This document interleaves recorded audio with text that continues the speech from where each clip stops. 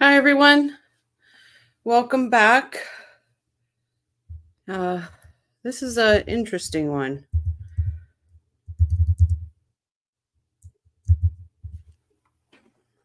So, just see if a few more people are going to pop in. Hello, Marie. Nice to see you again.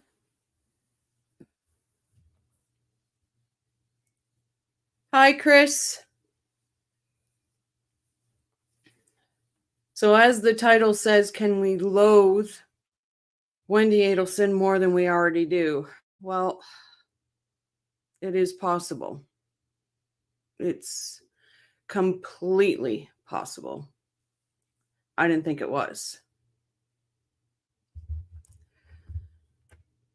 So, if you guys have not read, get it right there. If you have not read Ruth's book, please do so. It is eye-opening and heartbreaking. And I can tell you within the first 3 pages, I was crying. And I know I can be a sappy person and blah, blah, blah. But I'm telling you, I don't know how she sat and wrote this. As you can see, I have tags. We're going to start here and then we'll go into Wendy's testimonies, because I think if we start here, it is really clear. Some of her testimony, it clears it up. So let's get started. So the first thing I came across in her book is when I even highlighted certain sections. Oh, I can't stand this, Wendy. The sooner this woman, Chris, I'm just going to make sure because people had said, please read comments out, and I definitely will. She is such a strong woman. I have my own story of Ruth, but I've never met her. But through the TV screen, she helped me. But she's talking in the first part of her book about when she went. Absolutely, Amy. It's insane. So you'll understand what I'm saying here. She first talks when she went to the memorial. Before this, she's talking about, Dan. Let's go there first. Let's go there first. Remember in her interrogation where she said she's been deleting some of Dan's family's numbers and she might only have one? That is a crock of BS. She deleted all their numbers. Shelley's, Ruth's, Phil's. The TPD had to track Phil down on Facebook. Track him down on Facebook because Wendy wouldn't give the freaking number so they could be told that their son was shot.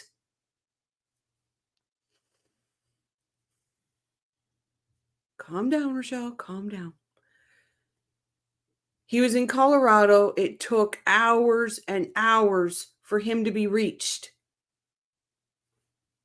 because she deleted all their numbers. If people don't see that as a freaking reason that she knew what was going to happen and she wanted to make sure nobody had any freaking way of saying, fight for him, keep him, do whatever you need, because he had stated he wanted all measures taken. What a freaking witch. I hope someday this woman gets her feet put right to the fire. I'm so boiled. Just that point boils me about Wendi Adelson. And if any of Wendi Adelson's flying effing monkeys are in here tonight, you run back and you tell her what a disgusting freaking human being she is. She's not even a human being. She's an evil demon. This woman is evil. I'm going to calm down. You have to read her book. I'm telling you, it set me on fire last night. And they left him bleeding and he was still alive. That's right. Even 911 took them 19 minutes to get to him. When Mr. Geiger was saying, you need to come now. He's still alive. He's still breathing. Highest level of cruelty. You're right, Maria. Oh. I know. I'm sorry, guys. I am sorry. I'm heated when it comes to her. So Ruth states when they went to the memorial in Tallahassee, when I spoke, it was directly to the boys. I meant to say the boys. I don't want to call their names out on here, but I know everybody knows their names, but I prefer not to. Your father loved you both so much.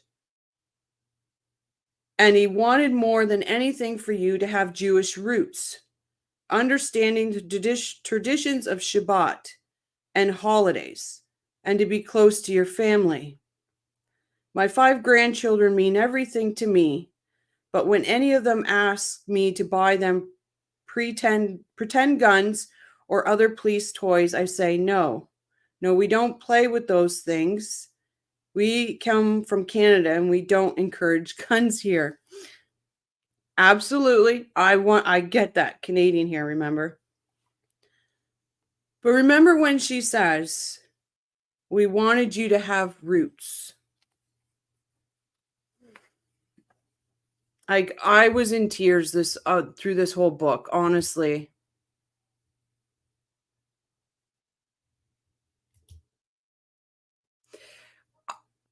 I don't think they're going to. Why? I don't think they're going to. I think they're going to address it then. I checked the docket today and there was nothing. I'll check it again tomorrow, but there was no drop of anything.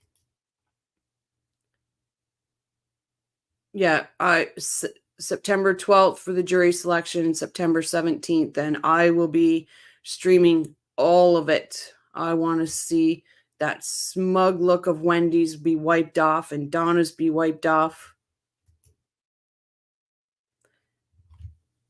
Hi, Ian. Not paying much attention to those defense motions. No, and I have a theory on Daniel's defense motion, let me tell you. Oh. Hi, CNC, enjoy the show. Thank you, Bruce. So I'm sorry that I like I said, I'm heated. Anybody that's been here before knows that Wendy sets me just on fire. Hey, Colorado. Hey, Barbara from Colorado. So then Ruth goes on to talk about being at the synagogue, being there for this memorial, and how Wendy was. Wendy was completely buffered at the synagogue, held close by her family and friends. She had a circle around her. So at the synagogue, there was Phil, Shelley, and Markel up front, the way family should be. In any memorial, any funeral, that's exactly how it should be. Where was Wendi Adelson? At the back. She held her 2 boys, her, Harvey, and Donna, all huddled at the back with all of Wendy's flying effing monkeys wrapped around them like a circle. And guess who was one of the biggest flying monkeys that day? Jane. My theory on the motion is Daniel is saying that he wants the change of courtroom, that he couldn't see the jury, which is crap. We all can watch the videos. We can all see him looking at the jury, even when he's up there going on for hours and hours and hours. He's always side-eyeing, looking at the jury, seeing if they're following him. My theory on the change of venue or the change of courtroom is just like Wendy's uniform, I call it costume. Wendy's costume for trial 1 and 2.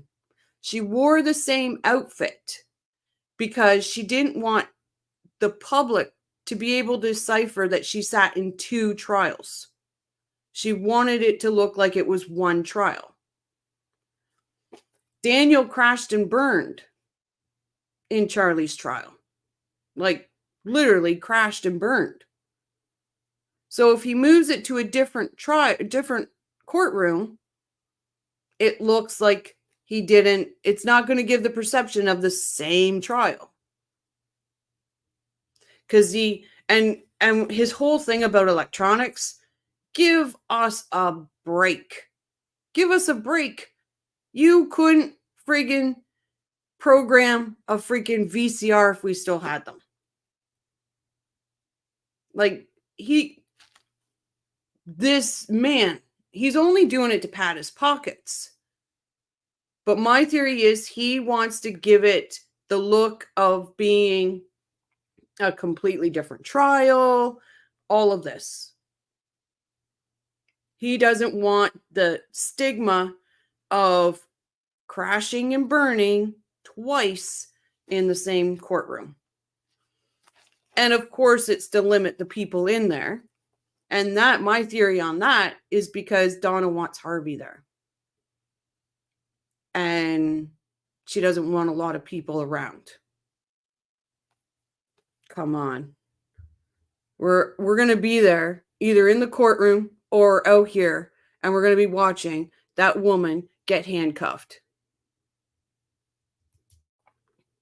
No. Maria says, is it a reason for appeal? No, because from what I've been told and what I've read is the sunshine law is big in Florida. And there's no reason to limit the public. And I guess like Katie Kool-Lady sent in an amazing thing to Judge Everett, a letter to Judge Everett, and a few others have sent in a letter to Judge Everett stating, you're going to have a madhouse. It's going to be like a lottery system out there to get in. So I don't think it is. I know it was Karen Reed's trial. They did the same thing. So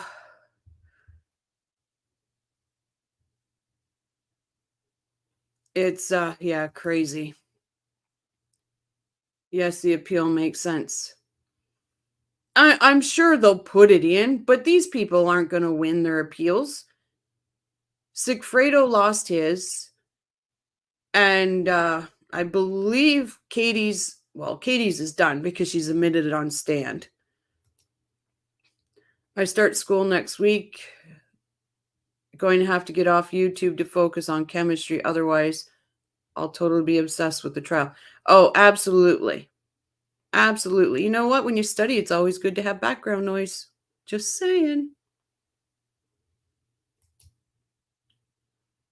Yep, Donna's doing the same thing. She's trying to manipulate Daniel the same way Charlie did. Honestly, so anybody remember Daryl Brooks? He was a pro se defendant. And now we've got Sarah Boone, pro se defendant. Charlie Adelson and Donna Adelson might as well been pro se defendants because they controlled every move Daniel made. They just had a lawyer beside them. But he did exactly what they said. Wibe says those are very good points. Jury sent a card too. It gets... Exactly. Appeals will be denied. Charlie's too. These people think they're smarter than all of us. And I'm telling you, they're not. He's a puppet well paid. Absolutely. Why? Puppet well played. He's like they're the puppeteers and he just dance. Dance, little monkey, dance. So then when she goes, before they left the synagogue, Wendy's mother, Donna, walked up to them, weeping uncontrollably. Who does that sound like? Weeping uncontrollably. We'll make sure the boys have roots. I promise. She goes up to the mother of the man she just paid somebody to kill. Weeping uncontrollably. What a disgusting human being. Can you imagine the gall? This woman, these aren't even real people. There's nothing real about these people. How can you do this? Honestly, how can you just walk up to the mother of the man you just had murdered? It's absolutely disgusting. So it gets better, guys. So after the synagogue, they go to Wendy's house for a gathering. And Ruth says, the house was a rental, and upon closer inspection, it was very clear and looked like it was a rental. There wasn't much decoration, and there weren't many toys in the living room. No kids' blankets or soft stuff. Dan called stuffy soft stuff. Wendy's place was neat and tidy, verging on empty. It felt very different than Dan's house, where it was clear from the playthings everywhere that the two little kids lived there happily. Here goes the fun stuff. Wendy's mother, Donna, greeted us warmly, but was very busy talking to the guests who were there. She said she had gone into full hostess mode, cooking, serving, and cleaning.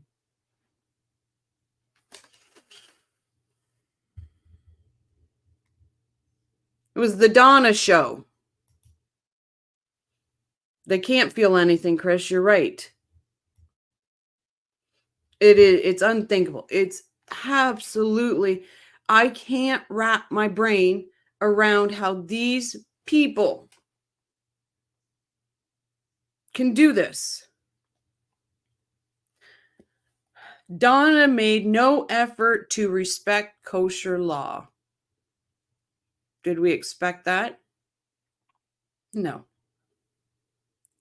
Wendy's father said a meek hello to us, but kept moving, even though he looked as though he didn't know where to go.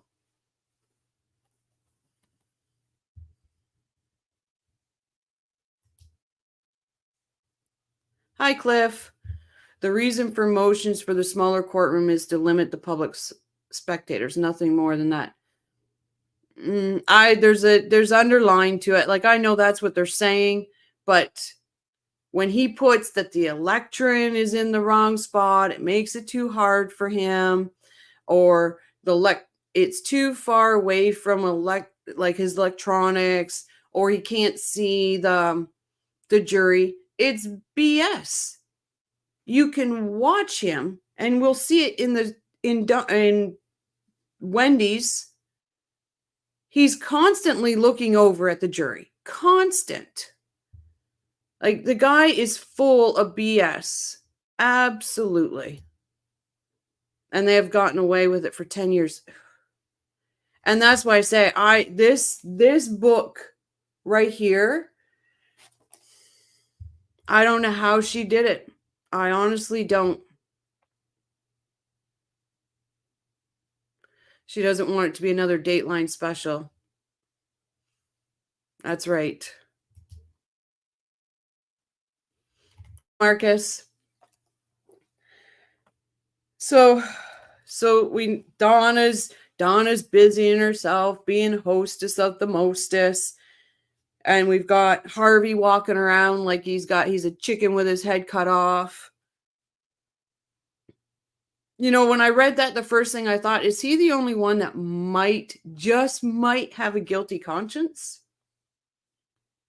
But him walking around, not knowing what to do with himself or what to go, like how to act, tells me right there he knew something.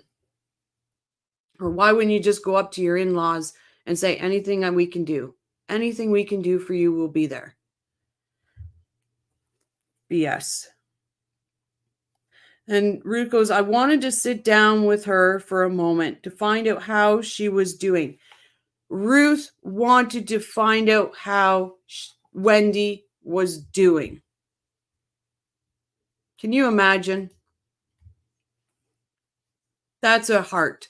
That's a heart and a soul. Even though they were going through a horrible divorce, all the back and forth, Wendy stealing the Holocaust ring, she still wanted to see how Wendy was doing. I asked her if she knew whether Dan had a will, and if so, did she know where it was?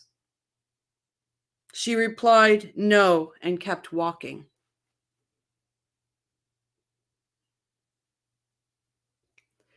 You were married to him. How do you not know if he had a will? You knew. She stated in her interview that he wanted all measures taken to save his life. But she didn't know he had a will. No, he didn't. Maria is right. He didn't go to any memorial service at all. M Skate says, I'm so with you. I'm in tears with what you are reading. You are great. Thank you for your show. Wendy sets me on fire too, demon. I appreciate that. Thank you. She does. She sets me right on fire. Who's mad? I'm mad. This case is maddening. Waiting for justice. And the kids are raised by killers. Absolutely. You know, I tried to bite my tongue when it comes to her. I can't bite my tongue when it comes to her. MSK, absolutely. Jane is a flying monkey of epic portions. If I've ever known, and I've known flying monkeys, and it's true. This is true, that people that hover around a narcissist and do the narcissist's dirty work, they actually are labeled flying monkeys. So then we find out that Wendy doesn't know about him having a will. So they go ahead and they make plans with Wendy to meet around noon the next day to spend time with the boys. And of course, they want to be around their boys. You know, this is what was left of their son. Makes sense. So Wendy said yes. We'll see what Wendy does next. Ruth states, it was a difficult morning, but I got through it, knowing that we would soon be spending time with the boys. I called Wendy to make sure that noon was still okay. Wendy states, it's not. The boys are really busy. 4 and 3, remember, at this time, 4 and 3. Okay, I said, how about 1 p.m.? Not today, Ruth, Wendy said. It's not a good day. She couldn't even let the grandparents and the aunt have some time with those 2 little boys. Ruth asked about tomorrow then. And Wendy said yes. So remember, they had the synagogue. Then they had the next day, they had asked if they could see the boys. They could see the boys around noon. They are asking permission. How many of you, your parents don't live in, your kids' grandparents don't live in the area? They have to fly to come and see the kids. They're in the area. Do you make them set up an appointment?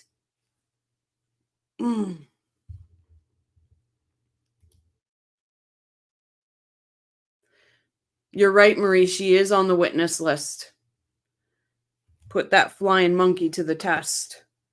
And you know what? And I say it right now, and I've said it, said it the other night. Jane or any of her friends pop in or whatever, Jane has an issue of what I'm saying about her, my email's attached. Reach out to me. Let's have a convo. So she called to check with the boys. Let's see. Not today. The boys are busy packing. Wait, you're going to, unbelievable. When the sentence for a crime is not quickly carried out, people's hearts are filled with to do wrong. Yes, you're right. Cliff says apparently he didn't have a will. I think no, he did. All that was found out afterwards. They just had to go through it. I believe the will was found at his office. I can be stand corrected, but I believe that's where it was found.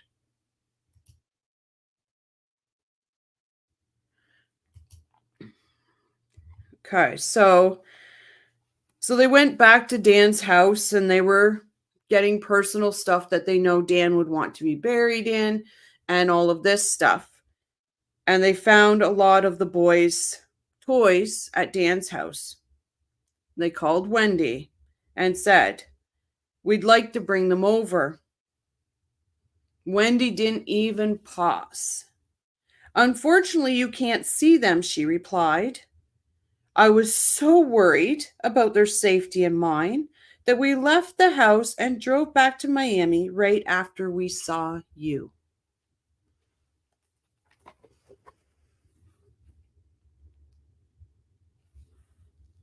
Right after they had their little potluck. Let's just call it that because it's the nicest thing I can think of right now. Right after everybody left that gathering, after the synagogue. And remember, Wendy said they could speak to the kids the next day. She knew she wasn't going to be there. This woman knew, and she lied to Ruth. She told Ruth, "Yes, you can see your grandchildren." And they hightailed it out. Ian says, just the thought of saying "not today" to his parents. I know it's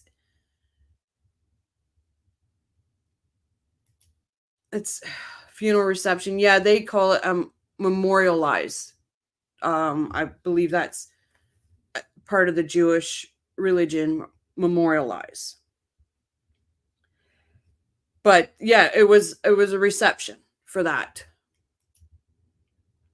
I know, and I breaks. Like I said, I was in tears. It broke my heart. Like, yeah, "Unfortunately, you can't see them," she replied. "I'm so worried about their safety and mine that we left the house and drove back to Miami right after we saw you. Ugh. So Ruth goes, but Wendy, yesterday you said Benjamin and Lincoln were too busy for us to see them. Wendy says, I know. I wanted to tell you. But I couldn't. You know, for our safety's sake. I'm sure you can understand. In fact, the police had been very careful to tell us that, even though they had provided security at the synagogue. Who remembers her moaning and complaining that the police would not give them security for that? There was no security, remember? She had security, and here she's saying that the police told her that they weren't safe.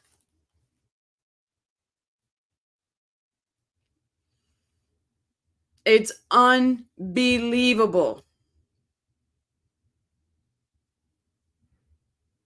Keith says, yes, what they didn't say. Wendy, Donna, and Harvey had just packed up the house and left. The cars must have been crammed full so they could take everything. So this explains to me, because we know they weren't in a hurry. We knew that they knew who the murderers were, all of that. But this explains to me why they drove. So they could put all kinds of stuff in Wendy's car, all kinds of stuff in hers. So much for that weekend bag, Wendy. You effing liar. So they could take everything on 7+ hour drive to Miami. Did they leave in the middle of the night? Early on in the morning? After the memorial? After the lasagna? No banana bread? Are you kidding me? Donna didn't make her banana bread? Who here would eat anything that Donna made? I'm telling you, I wouldn't trust what's in her food. Marie says that was her reason to run to Miami. Yep. But she stated that the police wouldn't give her security. And that was the reason to go to Miami. Here, she states to Ruth, even though they had security, the police told her she wasn't safe. We know TPD did not tell her she wasn't safe. Why, Dan didn't believe in the death penalty, but he did believe in justice. Absolutely. In his heart, he may have been glad the boys had some time with their mom before she's arrested and convicted for his murder. Yeah, and I get, but let me say this. I don't believe in the death penalty either. Maybe it's because I'm Canadian. But if there's one person out there that deserves it and would change my view on the death penalty, is Wendi Adelson. Arrest. Hi, Arrest. I honestly didn't think it's fair to claim that in Dan's heart, he's happy that Wendy had a decade of living her best life while ostensibly being a mother to her 2 boys. You know what? I would think that this man, well, it's in this book. It's in this book, his heart and soul for his children. I don't want to even state what he might have thought or might not have thought, because I can't imagine. Like I said, if it was up to me, you know what I would do. How could they have packed so fast? And this is Ruth. This is a thought that she had at this time. How could they pack so fast? Did they know this would happen? In her brain, in Ruth's brain, that was something that popped in. Marie says in her interview, she tried to manipulate Isom to say she was not safe. Yeah, and he wasn't saying it. He was saying that he had no reason to believe that they were unsafe. Weib says he was selfless. Absolutely. She was packing all along. Absolutely, Marie. She was packing. I think she was packing when she told Jeff that she got locked out of her house. And she didn't want him there to see it. I think she was packing then. Cliff, I think the complaining was about personal security. I wasn't aware they provided security at the synagogue. No, because she said anywhere she said they wouldn't give them security. Ruth, Phil, and Shelley had a police escort. And a police escort to leave. Wendy had security. It's why says her leaving so fast is fleeing. This was planned, and it was like, I think it was Patty's Playhouse. She found a lease agreement for the one condo, the first condo. And that was August. I believe it was July that it was leased, because they had to have the boys registered in August because school in South Florida starts early.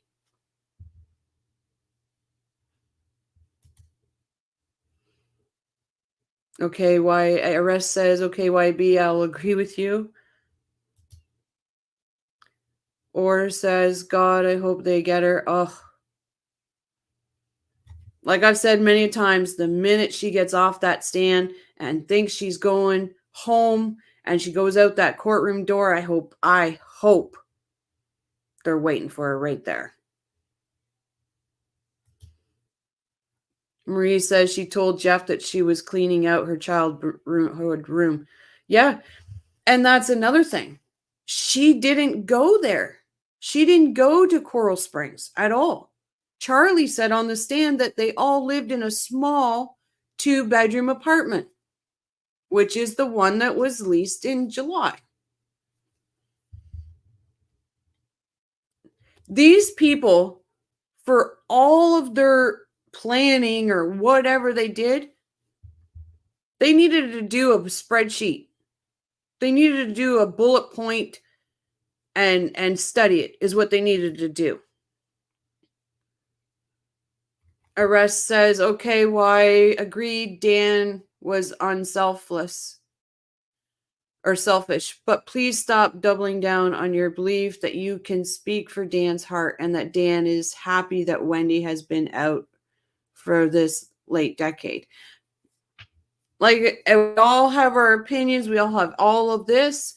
I myself won't speak for Dan's heart because I don't know.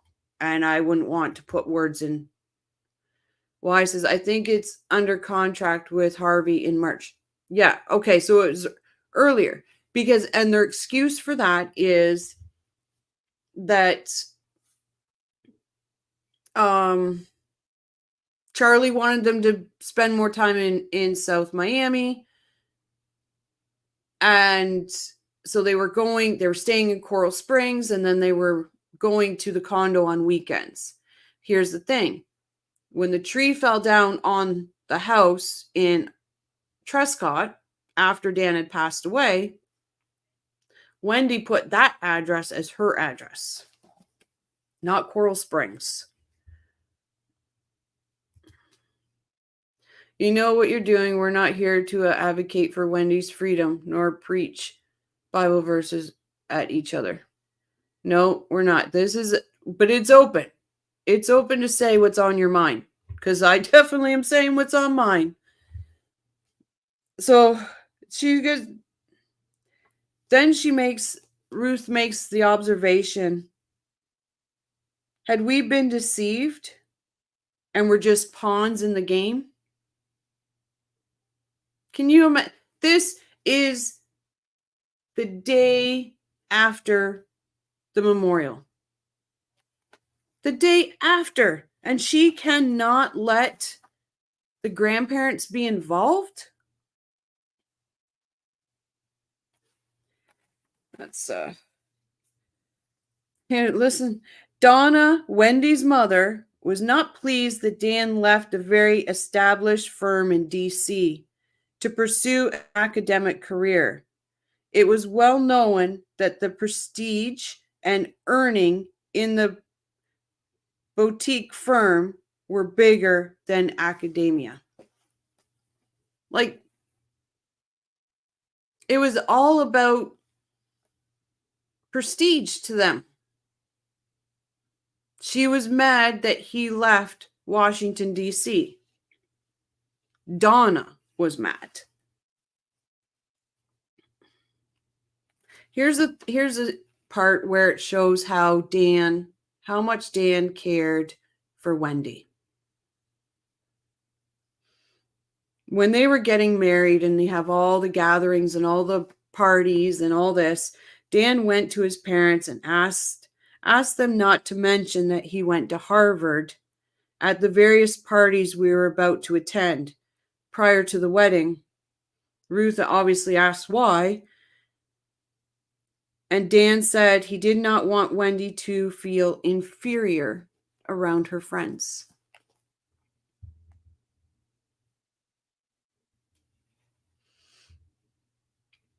So we got going two different directions. Ian says, yes, Ruth, sorry. It was so abusive to take the boys away from the Markel family. Absolutely. Absolutely. Hi, Tattle. Hope work was good. Hope it didn't drag. Live chats are fun. Hugh says, live chats are fun and interesting. Good luck with your channel. Thanks, Hugh. Dex says, wonder if police know when Markel's phone numbers were deleted. Like, did it happen very close to the time of Dan's death? They did a scan of her phone. They've got everything. So, and they knew, like, they couldn't find their numbers on her phone. They had to go to Facebook. That is the grossest thing.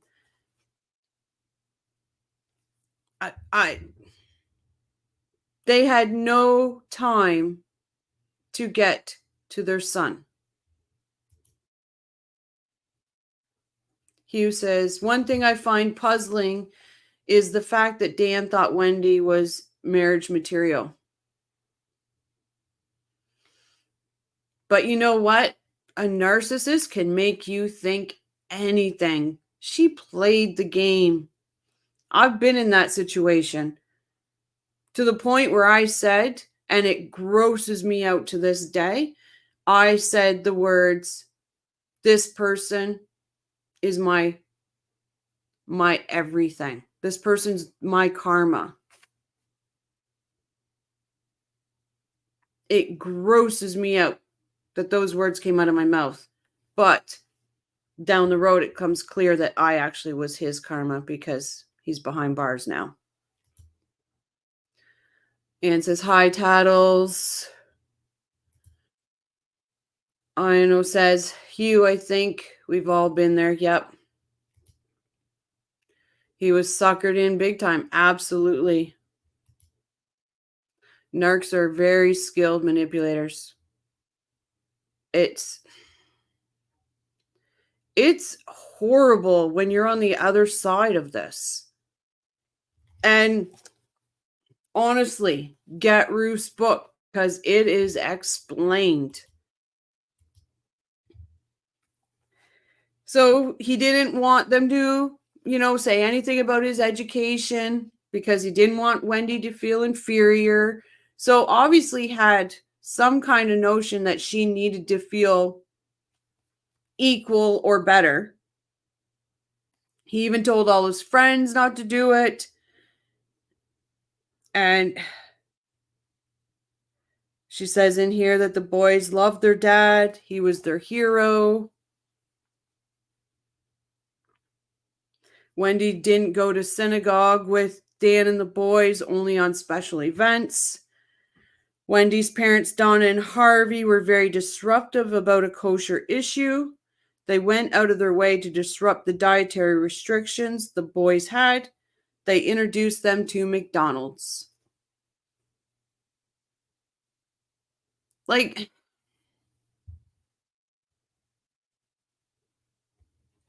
it's just crazy. I just want to make sure I get people here. Thanks for the perspective regarding Dan marrying Wendy, and y'all make sense about it. Oh, we like all perspectives here because you know what? Everything has a different side. With us discussing it, we find the truth. Professor Markel probably did not know that such evil existed. I don't think. Does any of us really? Like, could you imagine? Now there's families that have, and I'm going to say this, mentally illnesses in their families, and that's fine. There's nothing to be ashamed about mental illness whatsoever. And some probably could say narcissism is a mental illness. How does one family have 4 in the immediate family? How do they have 4? I just don't get it.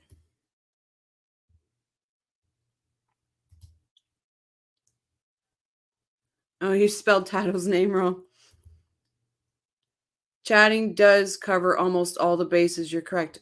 And there's all these other channels out here where you just watch the host, watch something and put their interjections in here and there. I want it to be an open forum channel where people can say what they need to say, because we've all been there. We've all been on another channel where we put our question in or whatever, and it doesn't get answered. And of course, there's so many people, understandable. So that's what I'm trying to do here. Narcs are from a different planet. Their values, motives, and actions. But they have no values.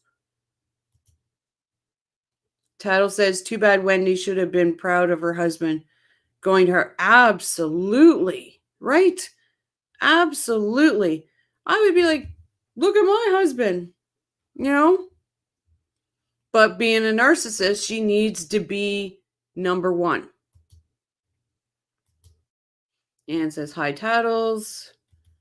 Hugh says, spell check is responsible for spelling mistakes. Yeah, absolutely.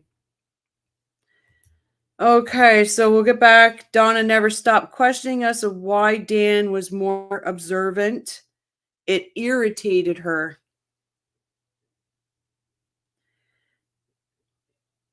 Dan was hardly a religious fanatic. For him, the Sabbath, the kosher home, these roots were about maintaining a sense of meaning, structure, continuity, and a holiday celebrations.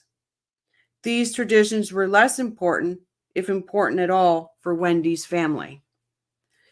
So it's Ruth clapping back on them, saying he was a fanatic, because he wasn't. He wasn't a fanatic. This is one of the good ones. Wendy graduated law school. Dan secured a position for Wendy at FSU as a spousal hire. So she was a spousal hire at FSU. And that goes right back to Miami University when they wanted Dan to work there. but he couldn't get her a spousal hire. So he didn't take the job. But if you listen to Miss Thing, she says they didn't want him. No, they didn't want you, Miss Thing. They didn't want you. Anne says, "This is awesome. Thank you for this. You're very welcome." I was like, we need to clear some of this stuff up. Hughes says she dumps a guy that actually wants to be a dad, not a deadbeat dad. Absolutely. It's in here. Let me tell you, you are going to lose your mind. Obviously, to us by 2011, Dan was away in Israel for the most of the month in December. As soon as he left, Dan learned that Donna fed the boys shrimp and pork to obviously non-kosher foods.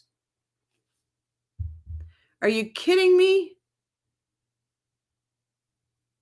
Like, why? What is the reason to undermine Dan every second you can? Like, what is the reason for this? And again, Donna complains, "Why is Dan more observant than anyone else in your family?" She asked. It wasn't that it was, and it definitely wasn't the first time. I explained again that Shelley and her family have a kosher home as well. Donna remained frustrated about the Jewish dietary practices. Like, why do they have to? Absolutely, Marie, it's control. But what is? It's not in your home. He's not forcing you to eat kosher. The boys are so little. They're 3 and 4. They don't know any different. What's it matter? The marriage was now officially rocky. Wendy felt that Dan was not proud of her accomplishments. Oh, princess. Oh, that makes it all right. That right there just makes everything all right because you didn't feel he was proud of her accomplishments. I knew what you meant, Marie. Control. We don't know all 4 are narcs, although most would agree. I think a great case can be made for Donna and Charlie. Not sure about... Oh, Wendy 100% is a narc. The first time I watched this, and I seen her interview when I first started following, I watched that interview and I might as well put my partner's face on her. She set off all my alarm bells, and I was recently out of this relationship, and she set every alarm bell off. And I'm telling you, once you've been around a narcissist or you've been in a relationship with a narcissist, you can smell them coming. It's power, you're right. Hugh, I need to Google what kosher style means, anyone? So it's just no mixing meat and dairy. Meat has to be slaughtered in a special way. Hot dogs are absolutely not cultured because we all know what parts of that is.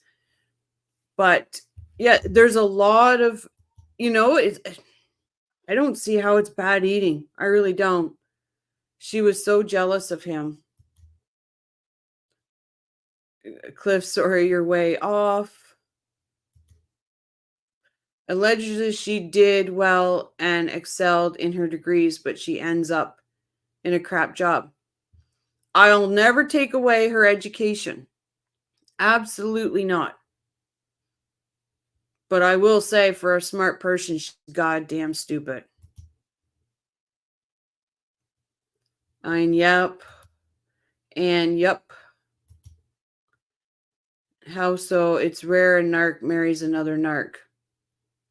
I don't think Harvey is. Well, I guess I did. I said 4. My apologies. I don't think Harvey is. I don't think Harvey's a narcissist. I think Harvey he's so bound to a narcissist. And anybody knows, they know what that means. Narcissist bonding.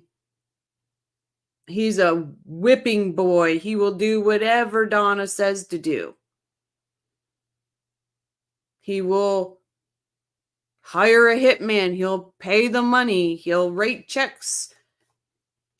He'll do whatever. And I think, and it kind of proves it when Ruth said Harvey was walking around like he had so much to do but had nothing to do.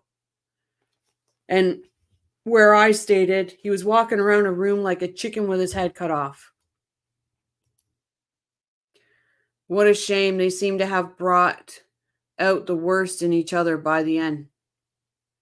Because a narcissist can't trust anybody. So that's what I find is absolutely hilarious in this. They thought they could trust each other. But a narcissist doesn't trust nobody. Unlikely Donnie and Harvey are both narcs. And I agree with that. Donna, absolutely. Harvey, I will take that back. I will own that I said 4. I don't think Harvey's a narcissist. I believe he's narcissistic bond. He's been in it too long. Hugh, I was under the impression that kosher style was different than kosher. Yeah, so it is. Kosher style and kosher are 2 different things. But she just said here she couldn't even be kosher style. But it's still, you would still have, I believe you'll still have dairy and meat, but they just won't be mixed. Where kosher, you wouldn't put them in the same thing. Cliff, arrest Wendy, laugh out loud. Did I miss? Oh, sorry, I missed it. Heads up on Cliff. He's been accused of advocating for Wendy before, and now he's saying he's not a narcissist, which is sorry. I'm going to stick up. I don't think Cliff is Wendy monkey. Just so you know, Cliff, I don't think so. I was under the impression, yep, we done that. Harvey is merely whipped. Absolutely. He needed to get out years and years and years ago. Harvey is like Prince Harry. Both are puppets. Absolutely. Harvey was not a puppet. He was criminally responsible and involved in this. Please note you have people in here low-key advocating for Adelson's. It's so sad. Harvey is absolutely responsible. Absolutely. But was he Donna's puppet through life? Maybe. Hugh says, got it. I'll never advocate for an Adelson high or low key, but I am free to share my thought. Absolutely. Why? On this channel, everybody is free to share their thoughts. Absolutely. And if a flying monkey wants to come in, let's have a convo. Cliff, I think Wendy has borderline histrionic personality disorder. Not sure she's narc. I believe she's both. I believe she's both. And I will stand by that. I hope someday she is put through testing 100%. Tattle, it's so crazy that these people thought they would get away with such a high profile crime. It's insanity. Like, just take the emails. Just take Donna's crazy ass emails. It's like, is that not enough to think somebody has motive? Just those emails alone? There's too much paper trails. Like, there's the stupidest people I've ever met in my life. Well, I've never met, but boy, would I like to. So now we're going to this. It says, Wendy called to tell Dan that she was leaving him. He did not realize then that she'd already left, taken the children and their belongings, and emptied more than half of the house, including the ketchup from the fridge. Just sit that with you for a second. The ketchup from the fridge. Why? The only thing I can think of, the only thing that would make that any sense to me is Dan liked ketchup and she wanted to make sure he didn't have any. Like, she emptied more than half of the house, including the ketchup in the fridge.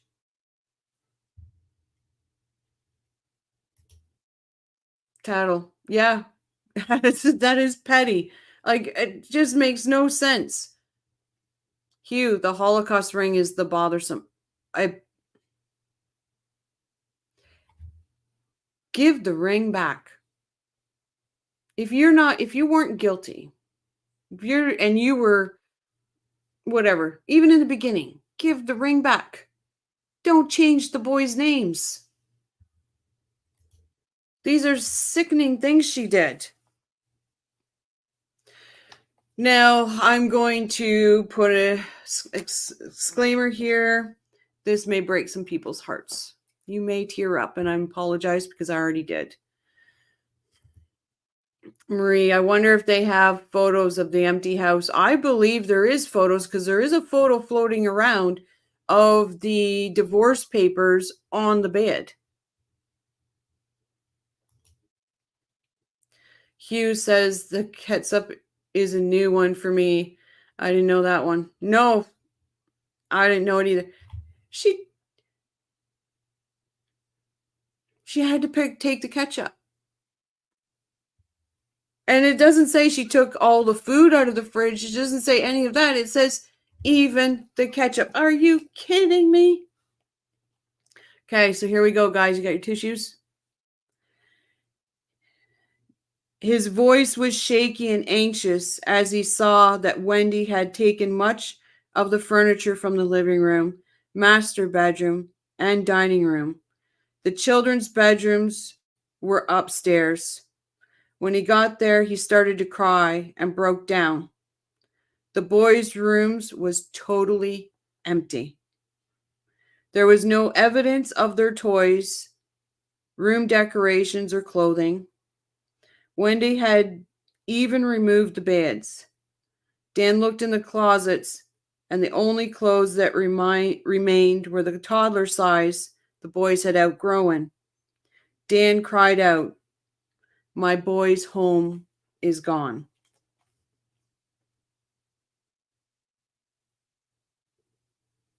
That's how much these boys meant to him.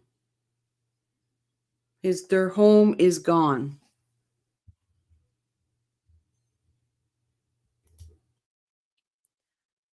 Okay, just make sure we get here.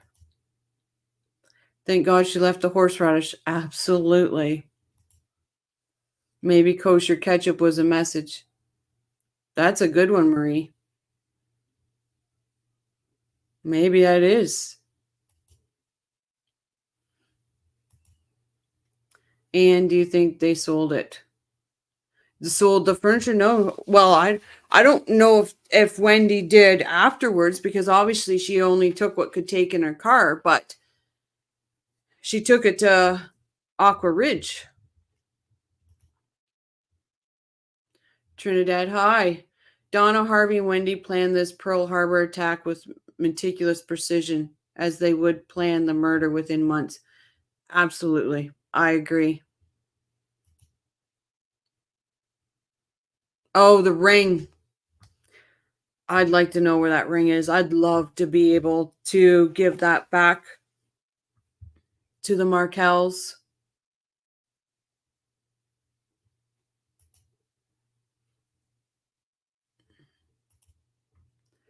They had a U-Haul truck for it. They planned it. Yeah, he was gone on a work event. So then he later learned that Wendy had emptied the safety deposit box weeks before. Weeks. He had just went on this trip. Weeks before she even did this, she emptied the safety deposit box. Is that where the Holocaust ring was, everyone? Like, they had a U-Haul, yep. On lonely nights. Sorry, I misunderstood. Okay. So weeks before she left, Dan found out that she cleaned out the safety deposit box. Not allowing the grandparents to see the boys after their son was murdered is the most disgusting, vile, and evil thing I've ever heard. Isn't it? Like, it's... And not just that. Yes, you can see them. Ruth calls to say, is it a good time to come over? No, the boys are busy. It's not a good time today. Ruth asks tomorrow. Wendy says, no, you can't see them. We had to leave for our safety. After telling her, yes, you can. So Ruth was going through the police interviews and all of this. And the one bright moment she was holding on to was seeing those boys. Disgusting human. So then the divorce papers on the marital bed included a child custody arrangement that favored Wendy. The next day, Wendy met Dan in a restaurant with friends, there as witnesses to show him the boys were safe. She wasn't even letting him know where his boys were. And she had to take her flying monkeys to the restaurant to meet Dan. So she did give Dan the boys because Phil and Ruth came down because he asked them to come. So they showed up. So she had to put on a show. She let Dan take the boys while they were there. So Dan, Ruth, all of them, we took them to Target and outfitted them from head to toe with new clothes. We also bought toys and beds for their rooms. For 2 weeks, Wendy refused to tell Dan where the boys were. For 2 weeks. Can you imagine?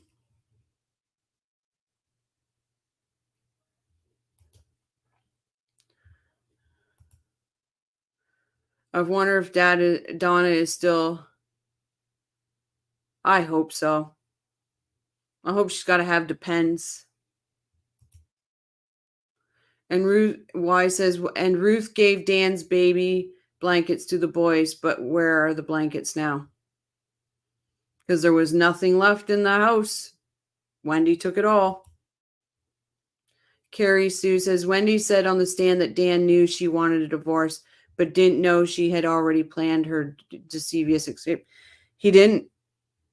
Because actually, I don't want to give all the book away. I've just picked out a few things, but part of it was Dan was actually thinking everything was working when they were going to counseling, because she started around the time before he went. She was being happy, she was being cheery, they were being lovey. She was putting on the show.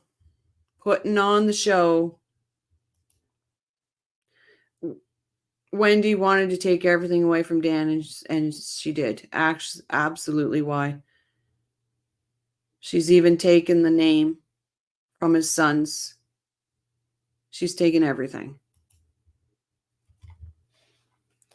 So then Then we all know that Dan took every minute, every time he could with those boys. When it wasn't his days, he would go and have breakfast with the boys at the daycare. So we all know that stuff. Dan heard from the boys that Donna had been talking badly about him and that she had been feeding them bacon and shrimp.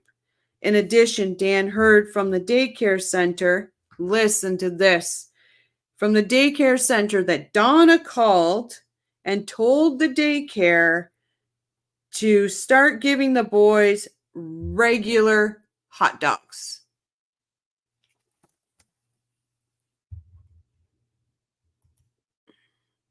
I got Ruth's book on Audible. It's a good one to have. Like it's good.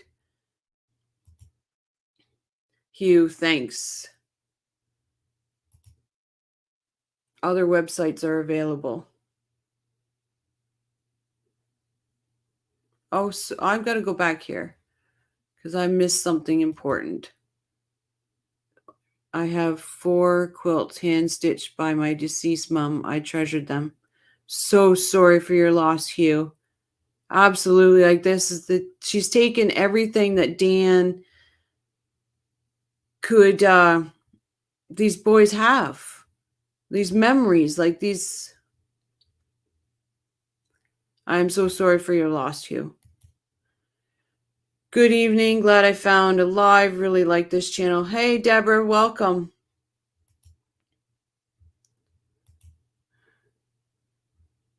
And says, hi, Deborah. Y says, I'll check it for it. Marie says, she got a certificate for single parenting before the shooting. Yep, she did.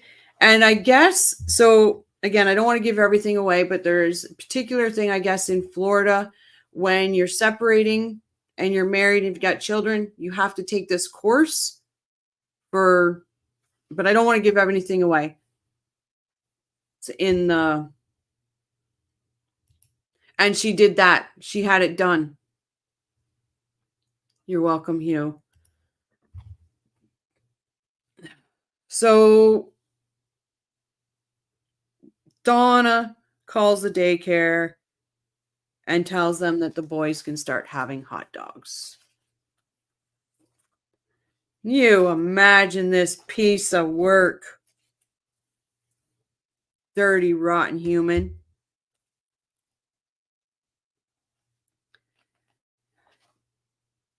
So we all know about, so after Dan is passed away, Wendy doesn't let them see the children, all of this, but she decides to request an upkeep fund for expenses such as rent and food for the boys from the trust. Can't see your grandchildren, you can't do any of this, but I need you to start giving me an upkeep fund. Yeah, she did fail that course, why, very miserably. And what is a K-turn? Wendy used the motorist maneuver in her drive by the murder scene thing. So I think she meant a 3-point turn, I think. But this is a KK turn. Well, I'm telling you, I just get so mad. There's some details is a bad fact for when it absolutely is a bad fact that she did this prior. He had nothing. Hi, Irene.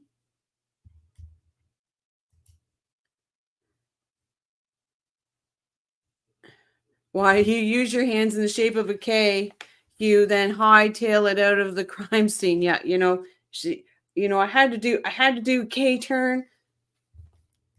Ugh, can't stand that witch. So that was a major discussion where she was, instantly requesting money. We all have heard the story of when they first got to see the boys at that butterfly conservatory. The Adelsons would not leave me alone with the children for even a minute, hovering very closely at all times. Why? Why couldn't the grandma hold those little boys, the babies of her murdered son? Why couldn't she hold them as tight as she wanted to hold them? Like, it just makes no sense. It makes no bloody sense. She uses her hands every time she pushes a big lie. Absolutely. You watch her every time she's lying, she starts trying to exaggerate to make it. She uses her hands to try to make her words sound more powerful, to emphasize her words. It's so. I'm a hand talker. And I talk with my hands all the time, even though you guys sometimes can't see them. She only uses her hands when she's in a lie and it's a big lie.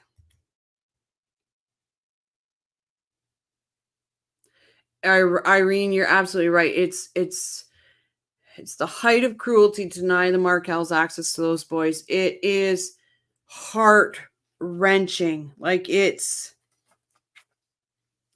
so bad. So I'm not going to go through all this tonight, but there's two things I wanted to leave this on. And I think this is Ruth's words are better seen here.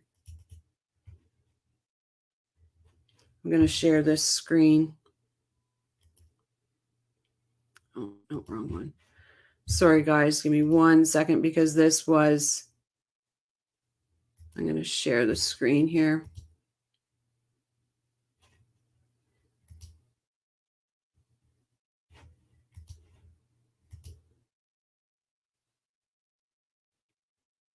If you can't see it, let me know. It says, I brought my son into the world on October 9th, 1972, and I tossed the first shovel of earth onto his coffin July 24th, 2014.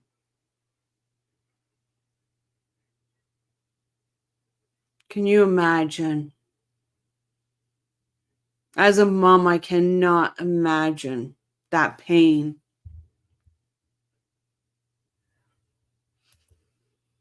Ruth needed those boys because she was hurting so bad. Absolutely. Is a protocol for a Jewish person that accidentally consumed non-kosher food, wash your mouth out with. I don't know, but I'm going to study this kosher side because it's the rabbit at the wedding couldn't eat there. The rabbi, you're right, Hugh, the rabbi couldn't. And a lot of rabbi friends that Dan had invited, a lot of Dan's friends that were invited couldn't eat at the wedding.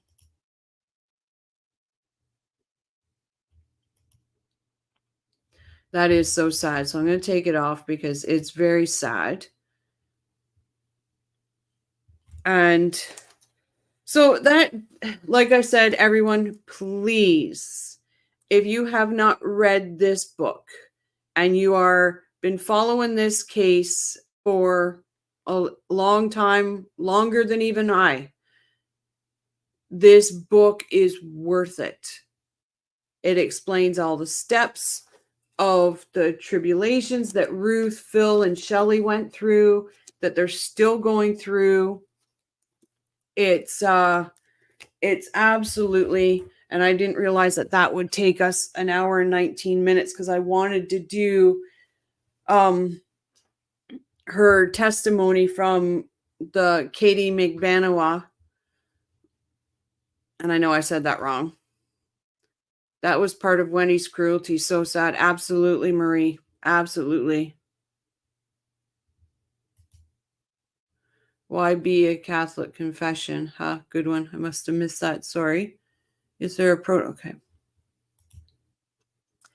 Her hatred was insatiable. I can't imagine hating somebody so much hating someone so much that the man goes away on a work event. You move the kids out. You move all their stuff out. You take the ketchup. That I don't get. And your mom calls the daycare and says the kids can have hot dogs now.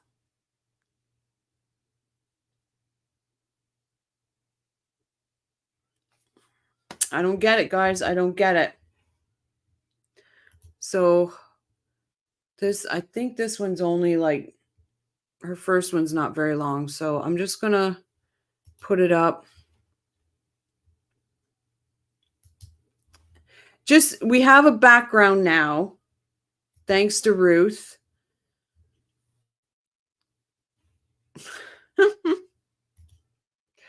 Ketchup was for the hot dogs.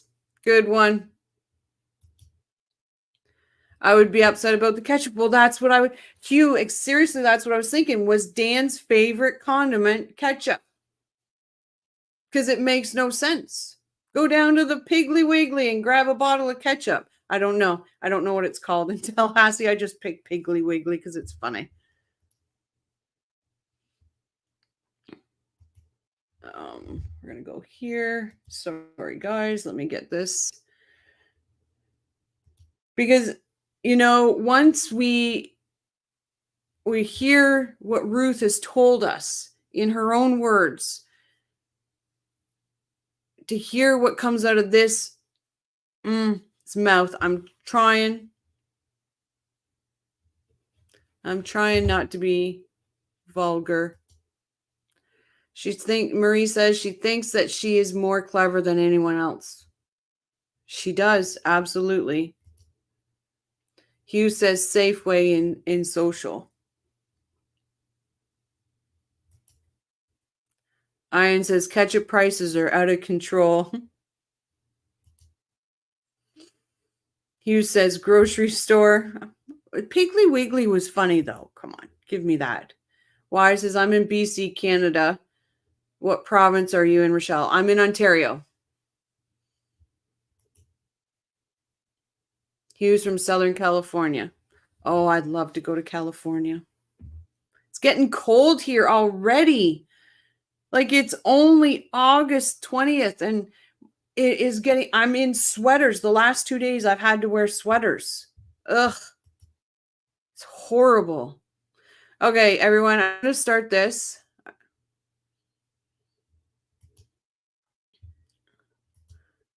Hello, Mai. Welcome. Hello, BC. Okay, let's start this. And no, I'm in Michigan, formerly from SoCal. Oh, so you understand the cold too? You understand cold? You don't understand my cold, but you understand cold. We're going to start this, and if you have a thought, if you have something that you want to be heard, Cap, stop, I'll stop, and let's talk. And respond to the clerk. Do you solemnly swear or affirm that the testimony you shall give shall be the truth, the whole truth, and nothing but the truth? Please have a seat. Ms. Kappelman. Thank you, Your Honor. Please introduce yourself and spell your name. My name is Wendi Adelson, Wendiadelson. My name Ms. is Adelson, where do you currently live? I currently live in Miami Beach. And are you here today pursuant to a state subpoena? Yes, I am. And do all state subpoenas confer immunity? I don't know if all state subpoenas confer immunity, but this one does. Okay, and do you believe that your subpoena is special or different from other state subpoenas? I don't believe it's special or different, so I suppose they all carry immunity. All right, and does the immunity conferred upon you by the subpoena mean that you can never be prosecuted associated with this case? That's right. That's what you think it means? That's what I think it means. Okay. And do you think, isn't it true that it's use and derivative use immunity? Do you agree with that? Yes. Okay, but not complete immunity from prosecution. Do you agree with that?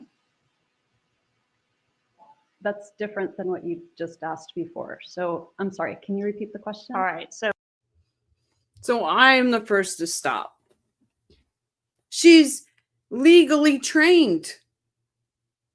She's got Donald Trump's lawyer. Did this man not explain to her what use and derivative immunity means?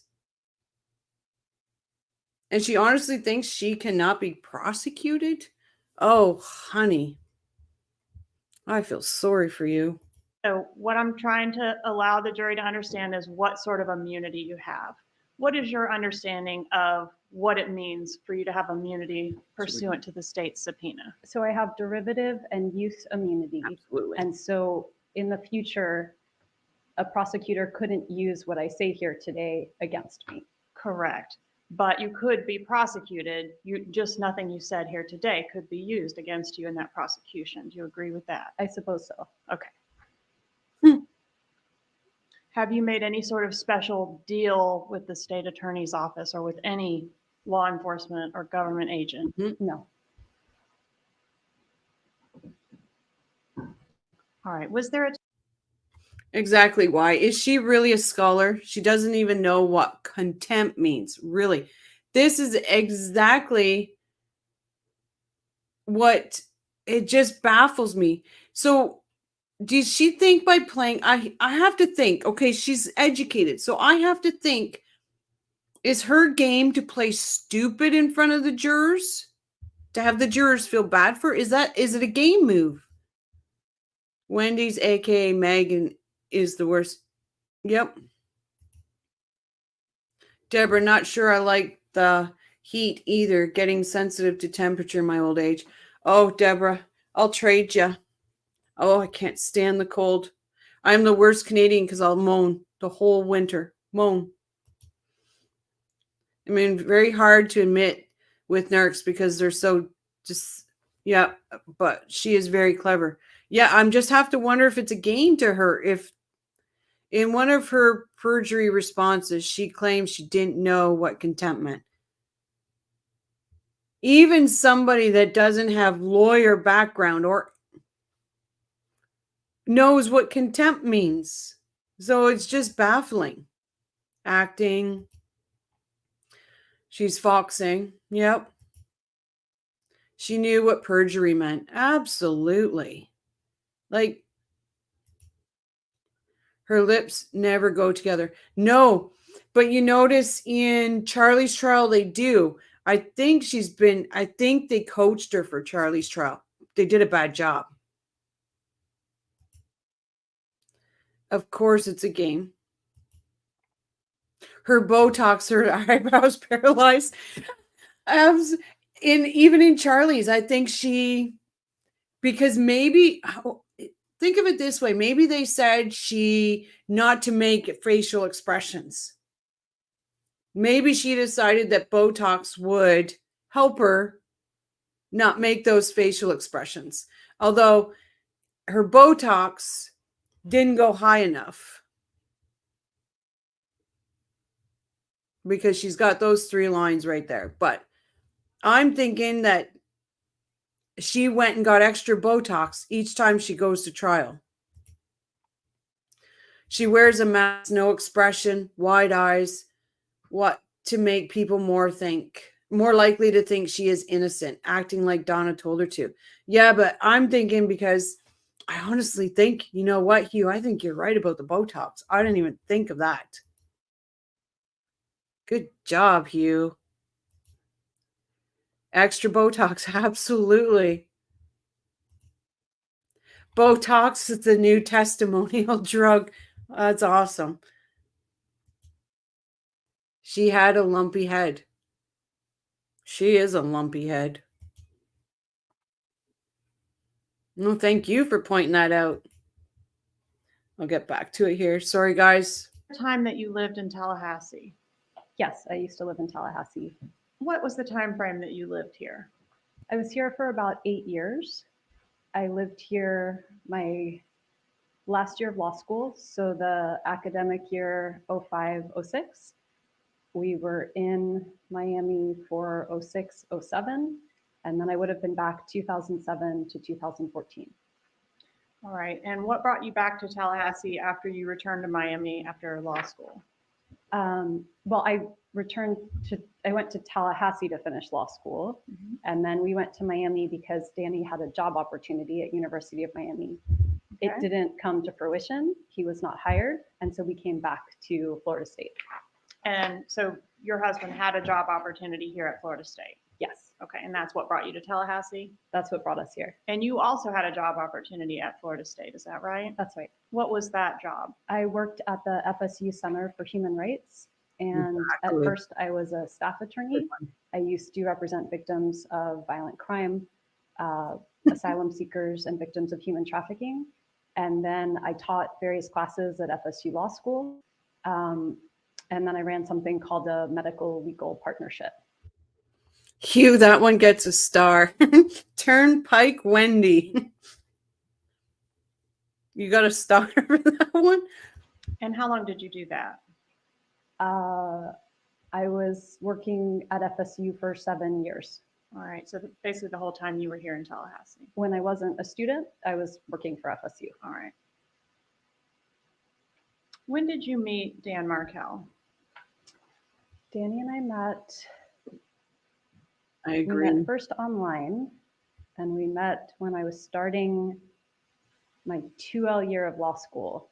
So that would have been 04, fall of 2004. And when were the two of you married? We were married in February 2006. Do you have any children in common? We have 2 children, All right. Both boys? Mhm. both boys. All right. During the time that you moved to Tallahassee, the second time to work here at Florida State, were you living with Dr. Markel the entire time as a married couple?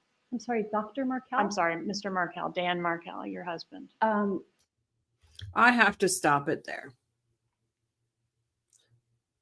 Could she, in my opinion, again, my opinion, she definitely did not want Georgia to call him doctor. She didn't want that, so she made sure she corrected. Excuse me, Dr. Markel? That part bugged me. Like, it just bugged me. The Adelson's horse neck, the neck of a giraffe. Get it? Yep. I once wanted to be a giraffe. Ugh. She's still absolutely. It shows her jealousy. That comment shows her jealousy. Were we living as a married couple when we returned to Tallahassee? Yes. Yes. So All by right. that point, we returned in August maybe of 06. So we got married in February of 06. We've been married 6 months by then. And the entire time that you were living as a married couple, was that at the Trescott address that we've seen photos of earlier? No, we lived first in a rented house. I actually don't remember what neighborhood it was now. It's been a while. But we lived there until we bought our house. So maybe 6 months in the other location. I don't remember exactly how All long. right. Do you remember what year you moved into the Trescott address? We moved into the Trescott address. Absolutely. Maybe, I don't remember exactly what year. Probably, it Mhm. would have been 2008 or 2009. It was before my older son was born. All right. And you were living there he was living there in 2014 when this murder occurred, correct? He was living there in 2014. And you were no longer living there. I stopped living there in 2012.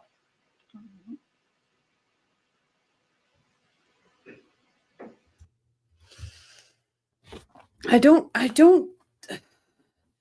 believe he did have a PhD. Like I do completely think it was a slip for Georgia, not meaning anything by it. But he might. I've not seen where it says he has. But still, for her to be like, "Excuse me," just horrible. In 2012, was there a separation first before a divorce, or Yes, there was a separation, when was the separation effective?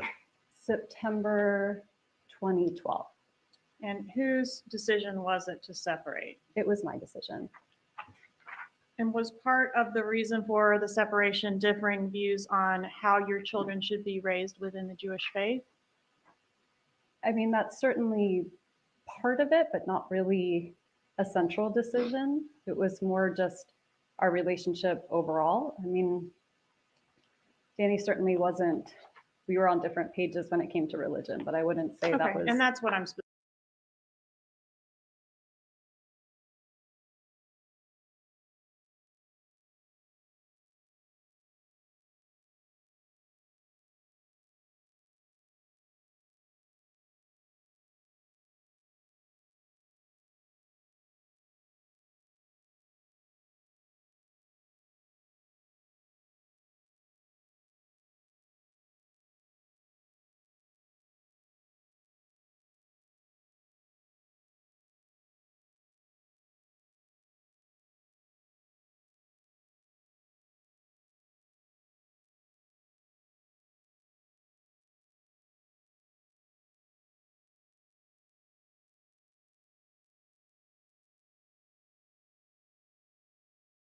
Oh, I was so proud of myself that I didn't mute myself. Okay. Sorry. What I was saying is, Hugh is saying this is a lot of fun. You're outstanding participant people. And I was telling Hugh and everybody knows the first ones that were in here with me on my first live that I need you to send your emails. Sorry, I need you to send your emails because when it comes to Donna's trial, I am bringing you on the lives with me. So we're going to stream it. You're going to be hosting it with me. We're going to be going over it together. So if you want to be a part of that, please go to the homepage. Please send me your email. So when it comes to that, I can invite you into the live stream. And again, you don't have to be on camera if you don't want. You can have your little avatar, but that's what this channel is about. It's a community, and we're going to go through these cases together and discuss them together.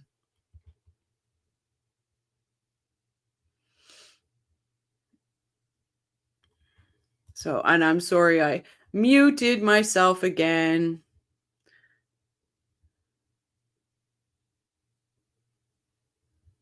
Somebody's unsubscribing. Okay, well, I'm sorry to hear that. Darn. Will do. Sit next to Hugh. Yep.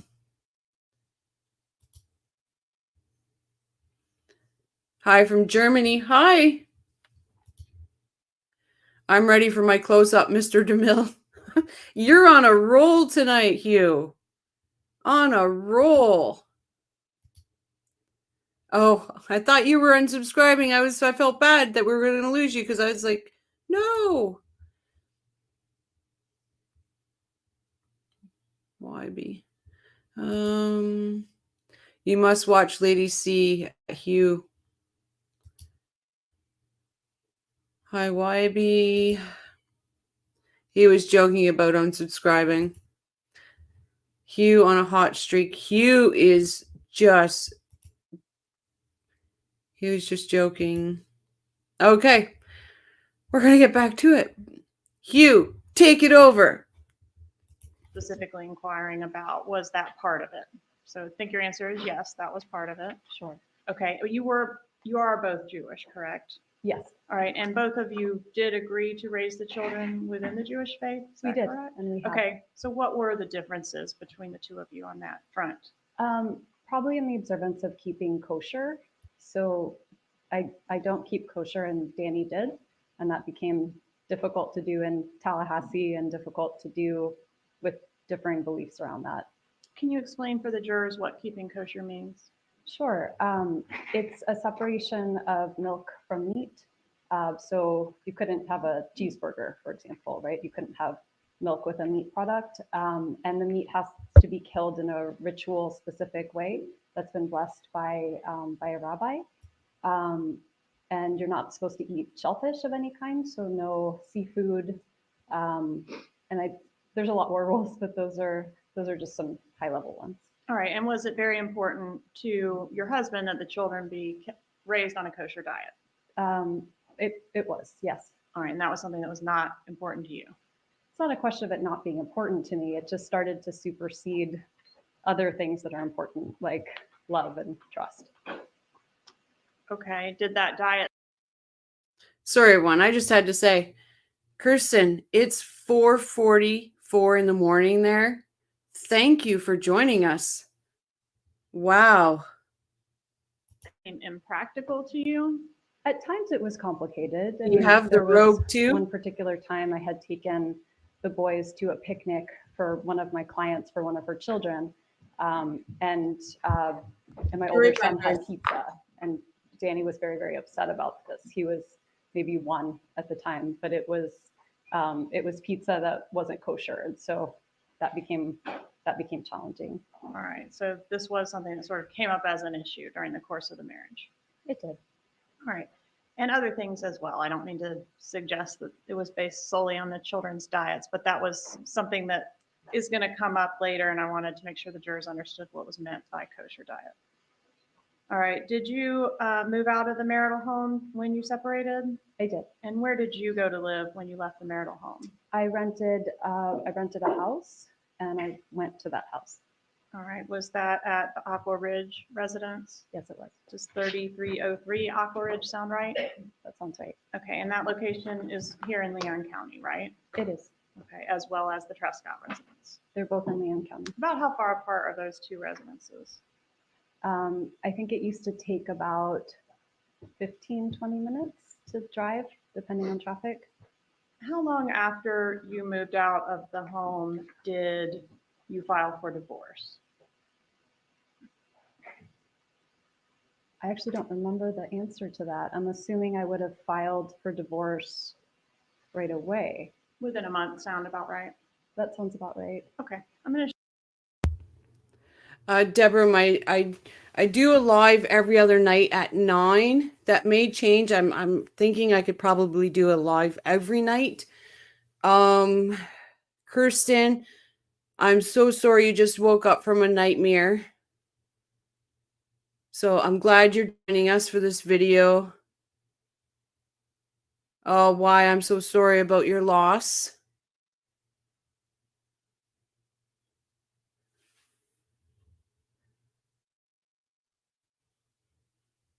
Oh, I'm glad Wendy calms you down. I'm glad Wendy calms you down because she riles me right up. show you Exhibit 59 and ask you to take a look at the exhibit.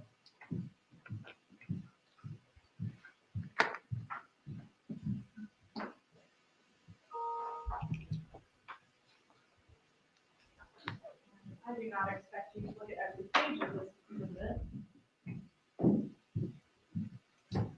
But I think you had an opportunity to look at this exhibit previously a little bit, right? I don't have any memory of that. Okay. So this is the first time you've ever seen this exhibit? It's the first time I remember. It's All right, very I'll just big. take a look and kind of just thumb through it. I again don't expect you to familiarize yourself with every page.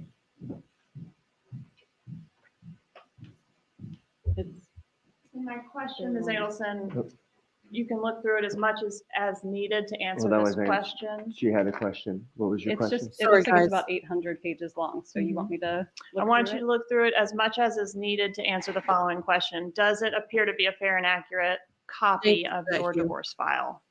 I mean, from the front page, sure. Okay. Do you have, thumb through it a little bit and just see if there's any reason to dispute that that's your complete divorce file from the clerk's office. It's certified if you want to take a look at the certification.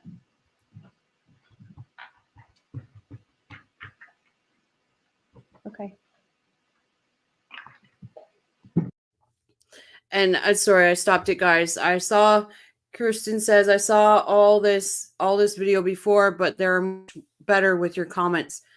Thank you. And I also let the chat know anytime you pick something out or you something that you think you want to discuss, cap the word stop. I will stop it and we'll discuss it. This is a community. It's just not about me. It's about all of us. Thank you. All right, so I want you to take a look, if you would, at the petition that is on States Georgia. Exhibit 59, pages 1 through 5. The one right on top? Yes, ma'am. Okay. All the pages should be numbered through, so I'm referring to 1 through 5 on the bottom right corner there. Mhm. Okay, and that was your petition for divorce, correct? Yes.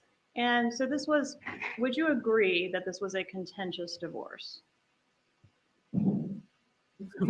I think it was made much more difficult by Danny, who didn't want to get divorced, but sure, we can All call right. it contentious. Not what we would classify as an amicable divorce. You hear about those. No, it would be not an amicable divorce. All right. And part of what you were seeking in your divorce in these documents in front of you was permission from the court to move with your children to South Florida. Is that correct?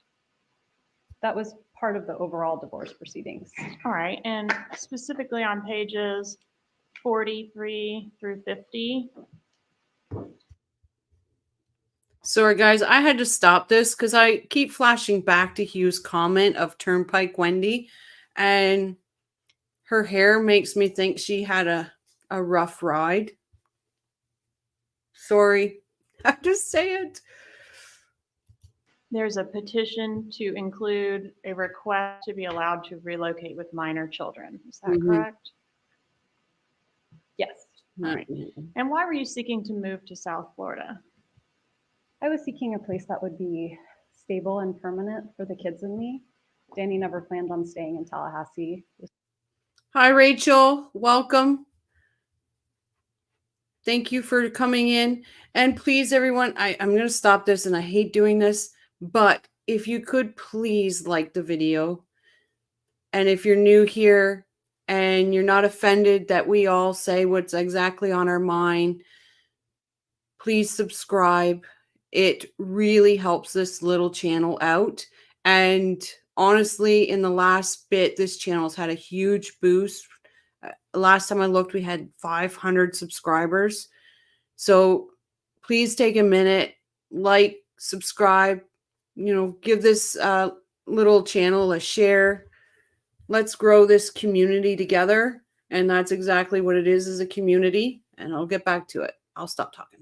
It's just a question of time before he moved to New York to be with his girlfriend or had dreams of being at Harvard. So Tallahassee was just a temporary stopping point.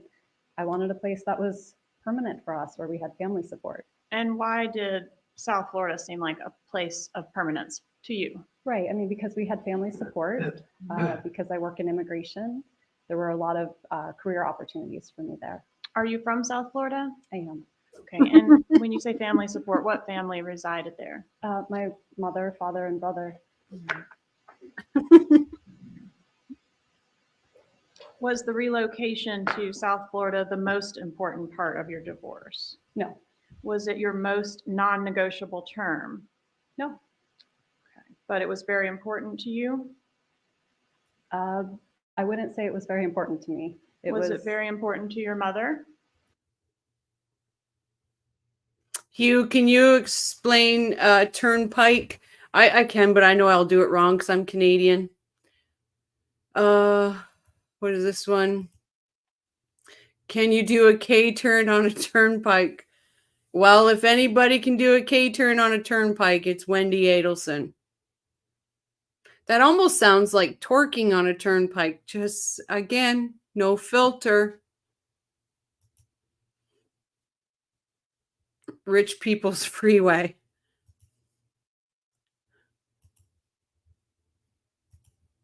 It's like a highway or a state road. Absolutely, Irene. I don't think there's a moment that doesn't come out of her mouth that's a lie. Like, she was much more looking forward to having her daughter and her grandchildren home. Yeah. All right. If you would take a look for me at page 46, paragraph E, Who's killing me? just read that to yourself and let me know when you've had an opportunity to read that. Can't wait for her trial.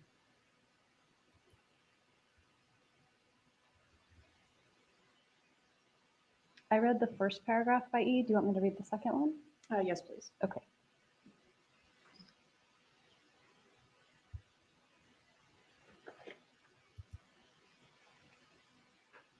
Oh, it's going to be popcorn time.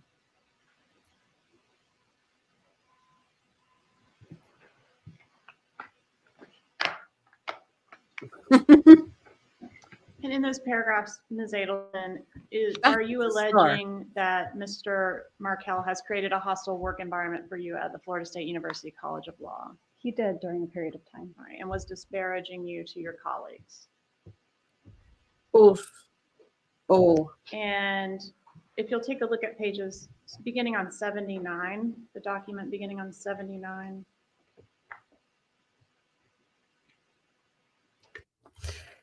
you watch, like when you watch all the all her times that she's on the stand, you can almost see what's going to come in on her trial. Every time Georgia says something and then gets her lie comes out, Georgia stops instantly and moves on to something else. You can almost pick what Georgia's going to go after in her trial. I don't think Georgia cares. She's just making a point of motive to the jury. Yeah, absolutely. Like I said, the first time we heard a clap back from Georgia was about her not telling her mom about the grandparent motion. And she said, but you sent this to 12 people. It's the only clap back we've heard. Praying mantis. Oh, I cannot wait for her trial. And I do say this, when Wendi Adelson goes to trial, this girl is going to be in Tallahassee. I'll still be live feeding it through, but I am maybe I'll live feed it through and have Hugh host it. How about that, guys?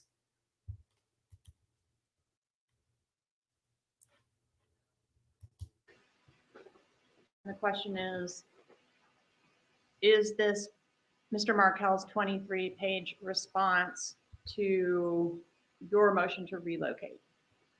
You're asking me, is this His response to your motion to relocate? Yes, it looks like it. All right, that's quite verbose. Would you agree with that? I imagine it is. At some point, Danny fired or alienated all of his attorneys and started doing his own legal work. So Fair to say he was Yeah. adamantly opposed to you taking his kids to South Florida. yes, he shared all of that here, which is different than the conversations we had. But That's what he filed. what he filed is what the judge sanctioned him for. All yes. right. And in that filing, I'm specifically referencing to page 82, where Markel states that the sole stated reason the wife seeks to relocate with the party's minor children is so she can be closer to her parents. My understanding is you don't agree that's why you wanted to move, It wasn't the sole reason why I wanted to move. but you do agree it was a reason. It was absolutely a reason. I wanted to create want some an Allen stability for my kids, and having family around helps have a more stable environment. Is it fair to say that your mother, Donna Adelson, was following this divorce? I wonder this too, because where was it? It was stated, it's probably another channel. It was stated that Georgia does teach at FSU. She teaches mock trials. So there's no way that they weren't somehow they knew each other somehow. It would make sense. She's just had to get that sanction in. Actually, shut up, Wendy. Absolutely. I'll say it for you. I'll say it loud. I'll say it proud. Shut the F up, Wendy.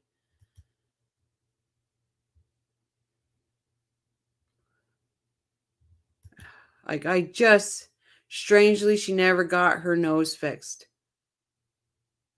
No, but you know what they say about alcoholics? You know how they say your nose kind of grows?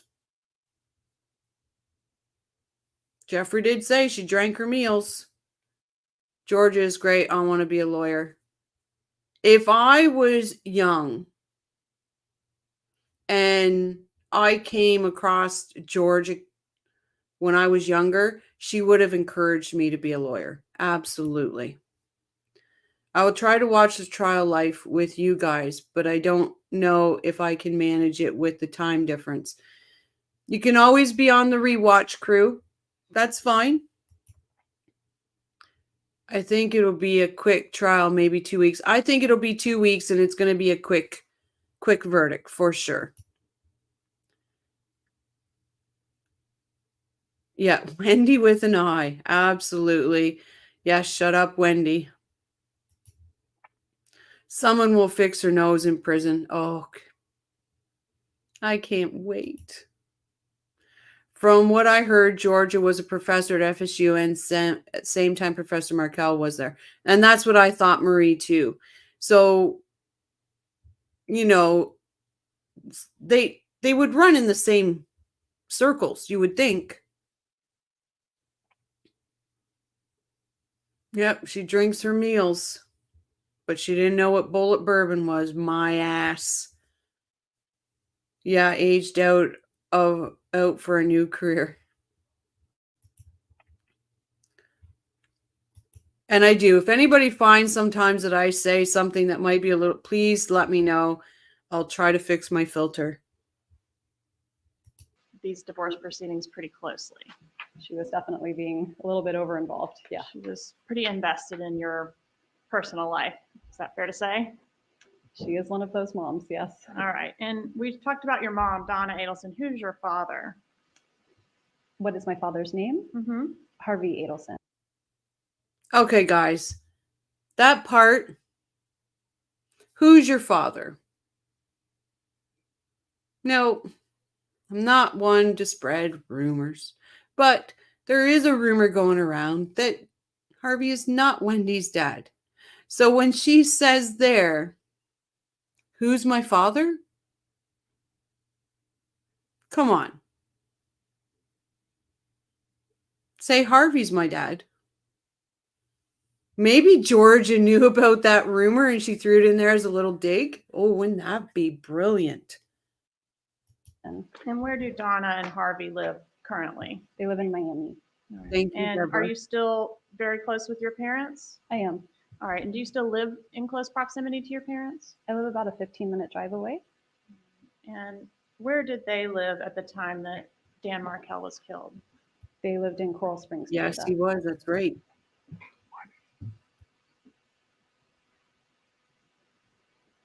And were you close with your mom back around the time that you were living in Tallahassee? I was. And did I she have a think close so. relationship with your children as well? She did. Are your parents employed? Right now, they are both retired. What about back in Right. 2014? In 2014, they were both employed. How were they employed then? Then my father had a dental practice and my mom was managing his practice. What's the name of the dental practice? You get a star. Dr. Harvey Adelson, DBS. Oh my All right. Does God. Adelson Institute ring a bell as well? Yes. And do you know whether the practice there was successful, meaning lucrative? At one point it was, and What about not between anymore. what about between 2013 and 2016? Was it lucrative at that time? Between 2013 and 2016, it was definitely, the business was doing better than it did after that point when the social media barrage happened. Referring to this case? Absolutely. Okay. But Botox. previous to the murder, the Adelson Institute was earning approximately $2 million in profit each year. I have no idea what it was earning. I haven't the slightest idea, but Do you That know is whether a your large amount. parents had other investments other than their work at the Adelson Institute? I don't know. You don't know if they own any properties? I know now that they own properties, but I didn't then. Hope you're And okay, you know why? now that they owned properties then? I actually don't know when they acquired the properties, so I don't know. All right, was your divorce impacting your She gets asked this question in every trial about properties. How does she not know that her parents own real estate? How does she not know this? And that makes me think there's some kind of trail to properties with Wendy, because she gets asked every single trial this question. And what I love about Georgia, one thing is her little remarks after, and it's usually after something that you know is going to come up in her trial, like things like that. Her little subtle remarks or sounds. It's great. And I just have to say, I hope you're okay, why? And knowing Donna, she probably didn't shut up about their property and wealth. Absolutely. Like, it doesn't make sense. And remember, in her hot mic call, she says she needs to know where all the paperwork is for everything and this and that. So she knows. She knows. Wendy's into immigration and trafficking attorney. Oh, I see. I read that wrong in my head. I was reading Wendy's in immigration. So, you know, what countries have extradition rights to with the US, and trafficking money. That's what I seen in my head. Sorry. I love Georgia. Oh, I love her snark. Absolutely love it. Georgia's getting things into the record. Yep. Hi, Lynn. Welcome back. Y'all are too nice. Big fan of Georgia. I love her. family financially? So this is prior to the murder and the It was certainly impacting me financially, but I don't think it was impacting the rest of my family. All right. How many lawyers did you have in your divorce?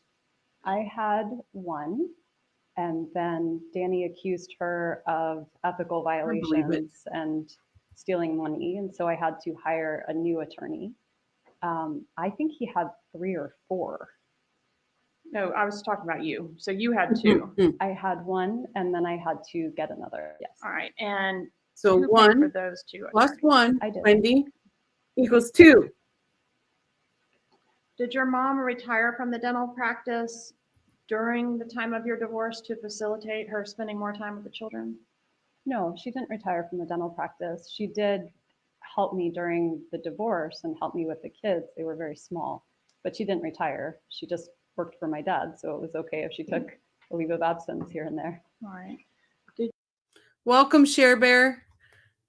Hope you enjoyed the channel. It's not so much a channel as it is a community, so welcome. Did you discuss your marital problems and the resulting legal issues with your mother? I'm sure I did. Is it fair to say your mother is a controlling person? Oh, right. I think my mom is and was very invested in my life. I don't think of her as a controlling person. Is it fair to say around the time of your divorce that your mom did not like Dan Markel? I think that's fair to say. I think she was very disappointed by the way he treated me. In fact, she despised him, didn't she? Can't wait. I can't speak to how my mom felt or whether she despised him. I think she was very disappointed. She sent you some emails to indicate her feelings about Dan Markel around that time, didn't she? She did. I'm going to show you what I've marked as State's Exhibit 63.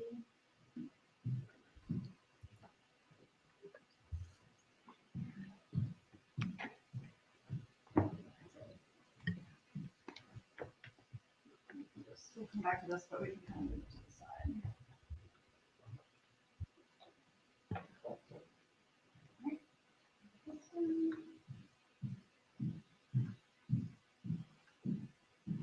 Ms. Kappelman, do you want me to read it? No, ma'am. Just take a look at those and tell me if you can authenticate them as emails that were sent to you.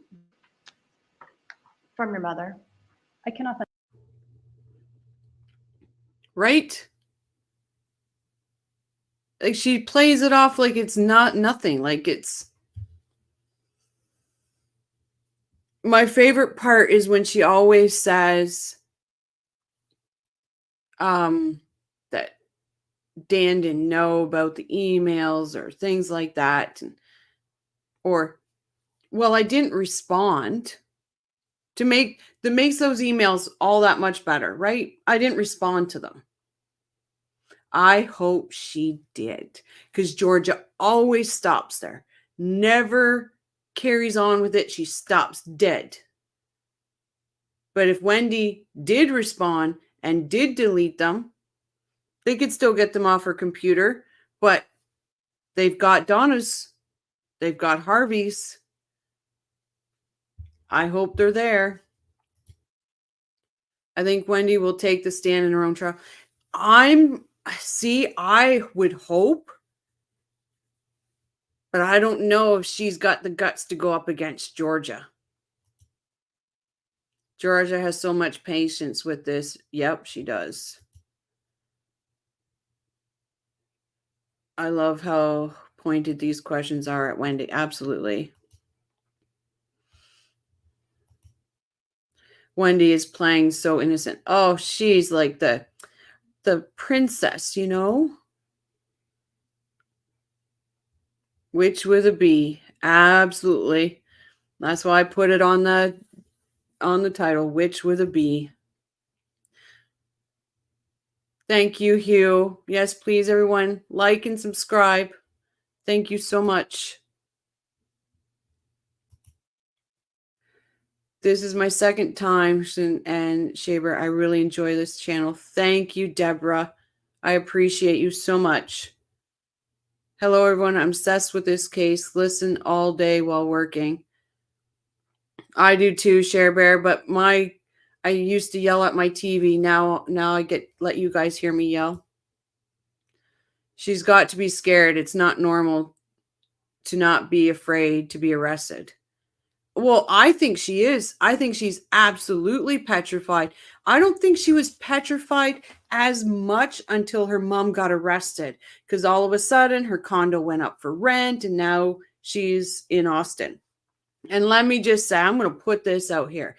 Anybody in here from Austin? If you're from Austin, please go to my page. My email is linked. I would like to have a chat. I also like it here very much. Oh, thank you so much. Pretending she doesn't know what kind of car Charlie has. Girl, no one is buying this. Absolutely, Irene. Oh, I don't know. Like she did with Isom. Well, he's got many cars, but, you know, he drives around in the unmarked cop car. Come on. I think that question threw her off because I think she realized then they knew what kind of car the hitman was in. That's what I think.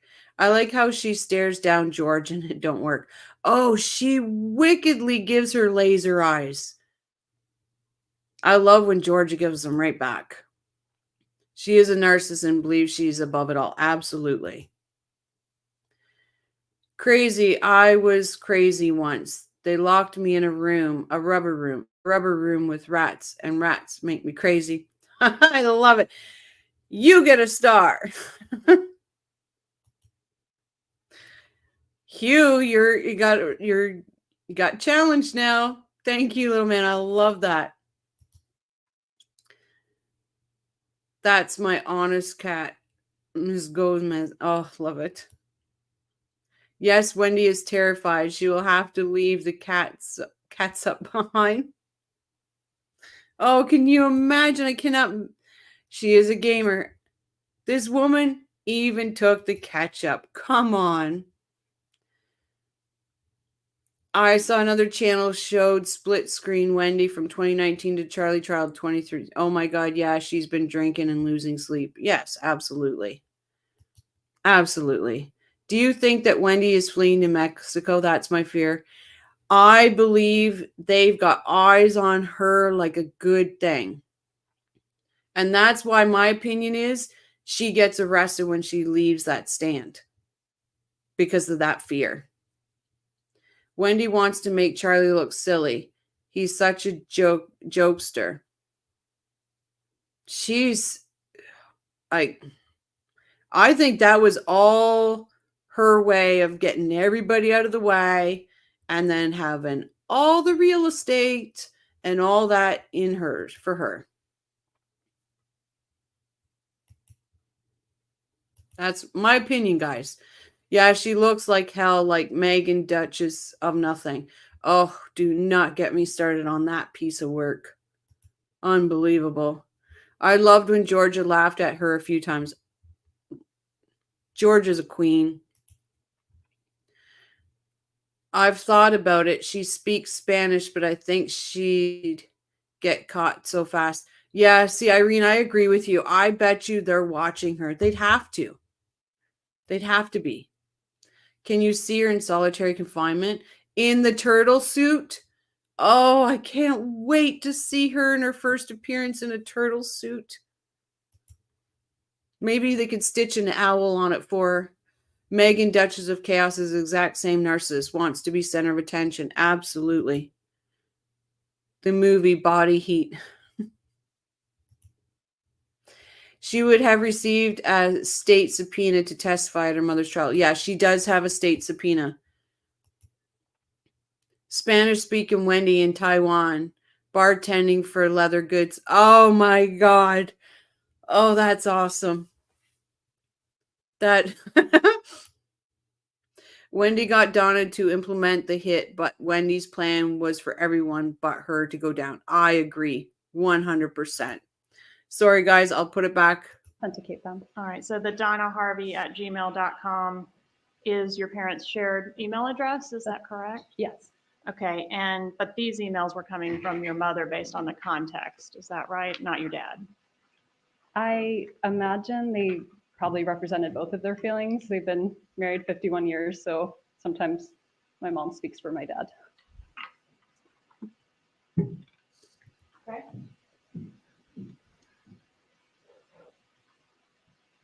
All right, so there's one, I believe it's on top there, dated May 3rd, 2013. Was that about 3 months before your divorce was finalized? My memory is that our divorce was finalized in June 2013. So Okay. wouldn't that just be 1 month before? I had July 31st, so Okay. whatever is your memories. So, okay, this was May hard and our one. divorce was finalized in July then. Paella. Just want to talk a little bit about the emails that are in front of you there.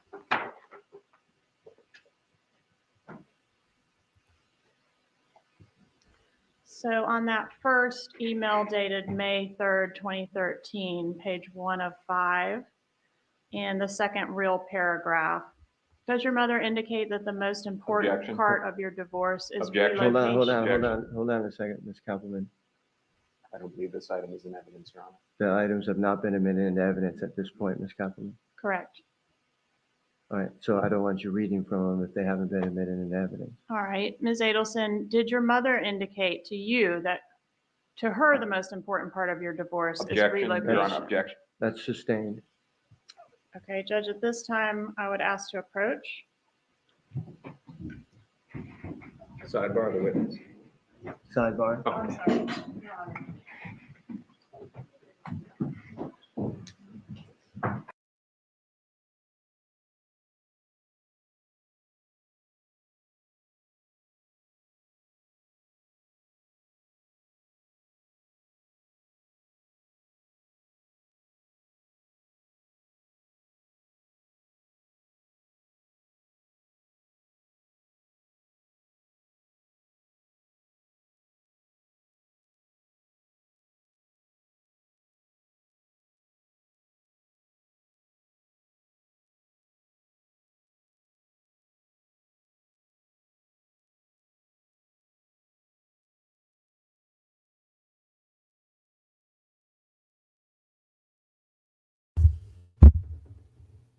This thing, I'm so sorry, guys. This mic keeps muting itself. Thank you. Thank you so much. So I was saying to Patricia, I said, do you think they testify? I think, definitely, I think Donna will testify. I'm a little leery if Wendy would testify because I think she's afraid of Georgia. But wouldn't that be an amazing showdown? Oh, that would be awesome. And I again apologize. For some reason, this mic keeps muting itself. Wendy, Guide to Divorce, a spark flying turnpike getaway.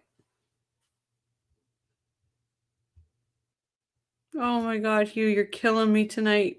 You're killing me tonight. Oh, but that's my view. If anybody wants to chime in on that, please do. Maybe she will. I hope Georgia says welcome back. Oh, wouldn't that be something? I cannot wait for this woman to go down. And it's sad because of the boys. I have to understand the boys. I have to try to remember that. But in the long run, these boys will be better off. She's the Kevin Spacey character from The Usual Suspects. Stop faking the limp in the final scene when he gets away with it. She could blend in quite easily in some parts of Mexico, even with her brown eyes. Lots of blue-eyed blinds. She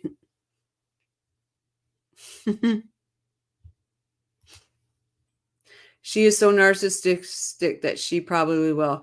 And I hope so, Marie. I'm like, all of this, if she took that away from me, I'd be so mad. It's not like she is a stellar parent. No, she's not. Not at all. Feel so sorry for those boys. Absolutely. It's all about justice for Dan and those two boys. Ruth, Phil, Shelley, all of them. Meant blondes, Mexico City and Monterey. I look forward to Robert Adelson on the stand to testify. And see, and that's my thing. Can you imagine the optics of Donna sitting on that hard wooden chair, knowing her son's ass was just there, and your oldest son is testifying. Then your convicted son is testifying, and your soon-to-be convicted daughter is testifying. All three of your kids are testifying. The optics of that is something else. Oddly, I write a joke for Jay Leno's monologue years ago, and he used it. NBC paid me $300 for the joke. It was about Madonna turning 40.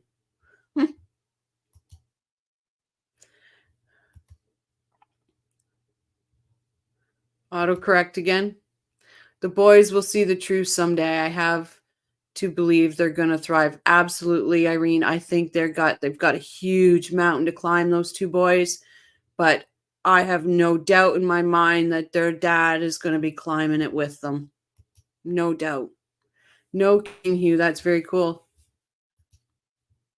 Do you think they will also arrest Harvey? I hope so. And it's my opinion, and I'm sure other people will say, I believe he should be arrested. Don't get me wrong. I just don't know how Georgia gets there. But we should. I think Donna's stuff will explain that more. Hey, why do defendants sit in a wooden chair, but lawyers don't? Because they're criminals. That's what I think. Keep them as uncomfortable as possible.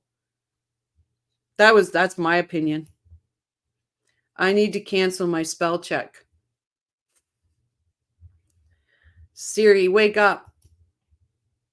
Good question, Leslie. I honestly think it's because Why should they be comfortable? But if you look at that crazy Wade Wilson's trial, he was in a normal chair, and that's in Florida too. Leon County just didn't like the Adelsons. Pardon me, Harvey knew. Absolutely, he knew. Hard to lose a parent so young. Yep. He should be locked up as well. He had to know. Oh, that's why I say 100%, and I hope Donna's information opens up the door to explain how Georgia gets there. I have asked this question since Charlie's trial and never got any answer. I think 100% it's to keep them uncomfortable. Criminal, they don't deserve to be comfortable. You know, that's what in my opinion, that's what I think. I can't believe the lack of guilt the Adelsons show.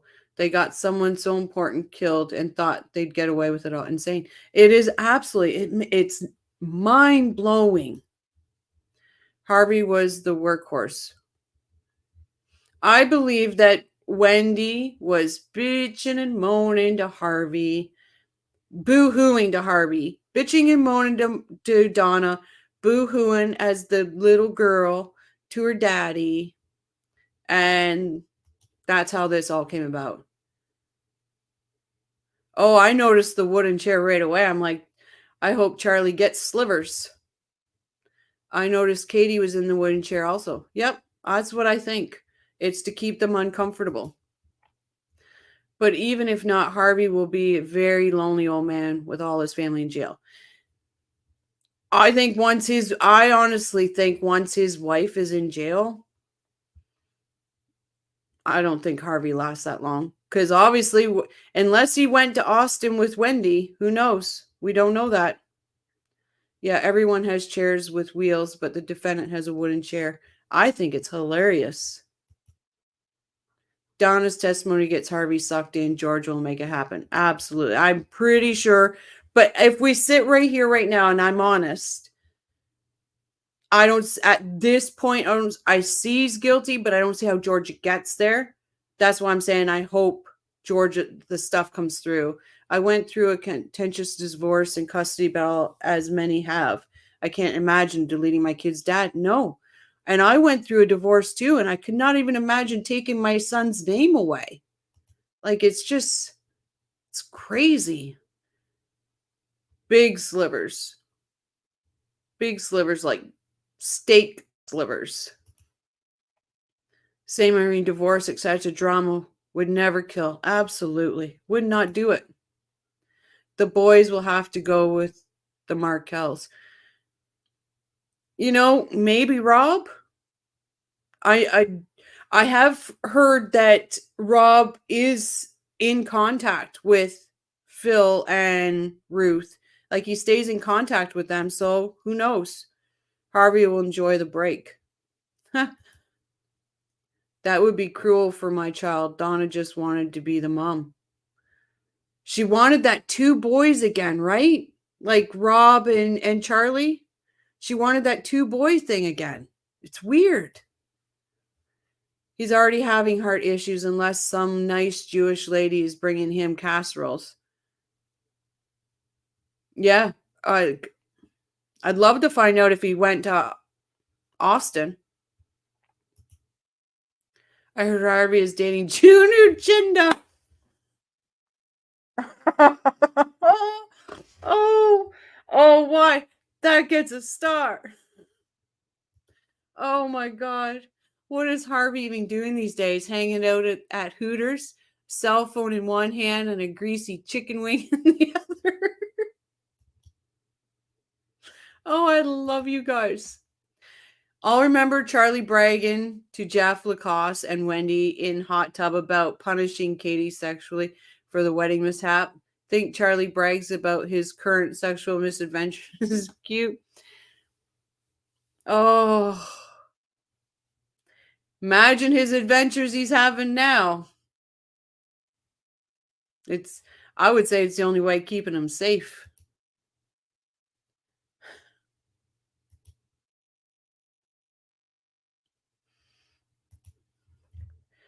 Step aside, Hugh. Oh boy. We got one falling off chair, Hugh. We got Anne choking on her tea. What are you doing? Wait, he's back. Okay, guys, I'll start it again. I'm so sorry. We'll get past. Email dated May 3rd, 2013, page 1 of 5. And the second real paragraph. Does your mother indicate that the most important Objection. part of your divorce is Objection. relocation? Hold on a second, Ms. Kaufman. I don't believe this item is in evidence, Your Honor. The items have not been admitted into evidence at this point, Ms. Sorry, Kaufman. guys, I'll Correct. get ahead of the sidebar. All right, so I don't want you reading from them if they haven't been admitted into evidence. All right, Ms. Adelson, did your mother I'm going to ask you another question.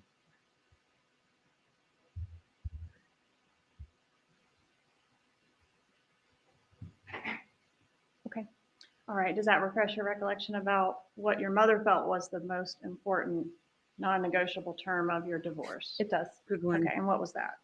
That was relocation. I want caregivers in Tallahassee. And did your mother, I think you said she was very unhappy with him. Did you agree that she despised him? I can't speak to whether my mom despised him or didn't. She was very, very disappointed with the way he treated me. Okay, and did she ever call him names? I don't remember her calling him names. Would it refresh your recollection to take a look at the emails for that? I'm happy to. Okay, if you'll take a look at Mhm. page 1, about halfway down. Just read those few sentences there, and I will draw your attention to page 2 when you're ready. Oh. I'm sorry, Share Bear. Welcome to the community. That gets a star. That's great. Her unnegotiable relocation. Yeah.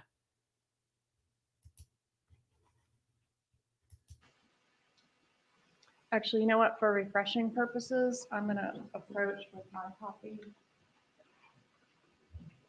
This judge did pass away too, Hugh. That's why we got Draw your attention to the items highlighted in green. If you'll just look at those The- yourself and then flip through and look Yeah. at those items highlighted. Judge Everett. Sorry, name slipped. Okay. Do you want me to flip through the whole thing? No, go through and just to yourself look at the items. in green. It's a lot to expect from a hearsay and proper refreshment. I know. I don't want to, but we're not true. We're not true. Yeah, recognize.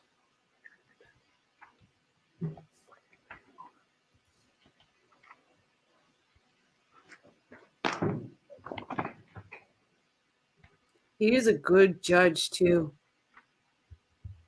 Okay.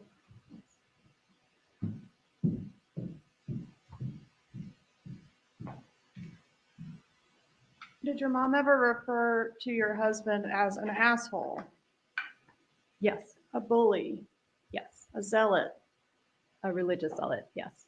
a jackass, Yes. a religious? That's the defense lawyers whispering. I know. I heard that today when I was thinking of this.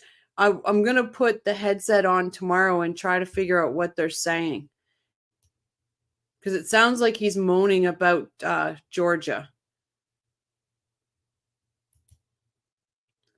I was feeling mad to hear this troll Wendy was coming to my state. She needs to keep her crazy down South Beach. Texas don't play. Yeah. But can somebody, because like I said, I know what Miami looks like. I know what Texas looks like and stuff like that, but I'm Canadian. Is there anywhere in Texas that resembles Miami? I love Judge Everett. I love his laugh. He's great. Hankinson died. Oh, yes, sorry. Yeah. But she has no idea how her mom feels about Dan. When do you know that's nonsense? She knows, like But I guess maybe because she's got that use and derivative immunity, blah, blah, blah. Yeah, Chris whispering to Tara. Austin, Texas, too.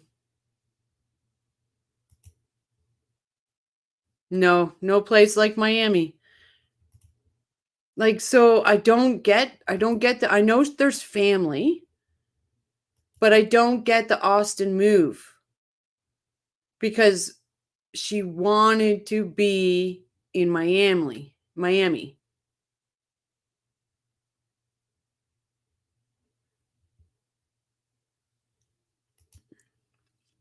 Same call her fibbers. Some call her fibbers. Yep. And we know how to spell it, right? East Coast versus Western vibes. There's really nowhere like Miami. Just extremist. Yes. What about gibbers? She calls them gibbers? Yeah, Tibbers is not a bad name. It was a silly name that I came up with during a period of time when I felt incredibly terrorized by Danny. And so it was a word that I would use to kind of make him seem less scary. Is it fair to say that it was a derogatory term? No, Okay, but you came up with it directly in relation to him terrorizing you. I did. It was a way to take the steam out of a situation I found scary. I wouldn't say it was derogatory. I just think it was. And a when you say silly- scary, are you alleging physical abuse? I'm not alleging physical abuse. All right. Mm. What types of things did your mother suggest that you could do to try to coerce or acquire the ability to relocate your kids to Miami? She suggested that I could change the religion Of who? of my children And why would that affect the relocation effort? because religion was so important to Danny that would be a real hot button thing. Okay. And did she ever suggest that you could bribe your husband to allow the relocation? She did. And how much money did she suggest that she and the family would be willing to put up for such a bribe? So I just saw the bribe reference, but I didn't see the amount. If you want to show me. I will refresh you on that. I will refresh you on that. In just a moment to find it myself.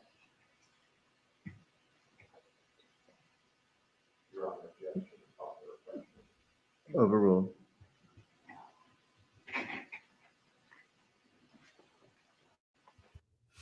You're right. There is no evidence that this man was abusive. And like for ones that weren't here earlier, we went through a few things of Ruth's book, and it is linked in in the description, her Amazon link. We went through a few of these, and the man was. This is the man that members said, please don't mention I went to Harvard when they were having their wedding parties because he didn't want her to feel inferior around her friends. But she claims that he was so abusive. Like, come on, Wendy. She's hoping nobody will know who she is in Austin. Now, rumor has it, and again, rumor has it, she's darkened her hair. The nation wants her arrested. Absolutely. Not even just the nation. I'm in Canada. And I want her arrested. She convinced Jane that Dan was dangerous. Absolutely. Jane's a flying monkey. Wendy already lost in her narcissism, forgot about Austin swallowing her. Her ego bigger than the state.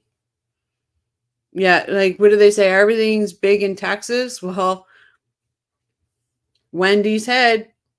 Watch out, Texas. Wendy's nicknamed Dan Gibbers. close to Jigger, the name of an alcohol measuring shot. Interesting. That's one word for Jane. It's the nicest word I can come up for that woman. And I tell you, she wants to send her flying monkeys into my channel, into our community. Come in. I'll have a one-on-one conversation with Jane.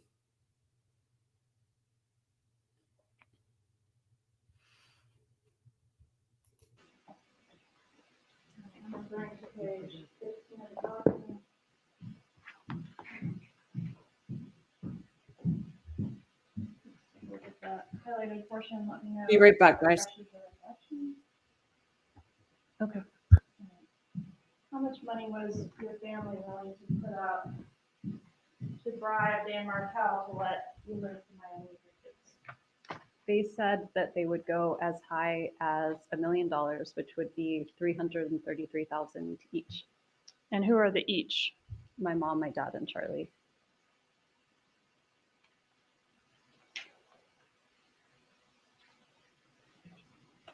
Did Charlie, you mentioned he also lived in South Florida. Was he employed at the family dental practice? He worked there sometimes. And what type of work did he do?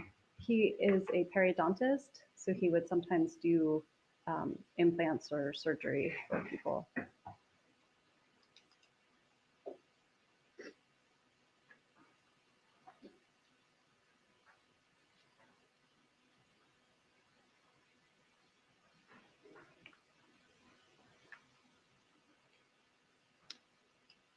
Did your motion for relocation get granted or denied by the court? It was denied by the court.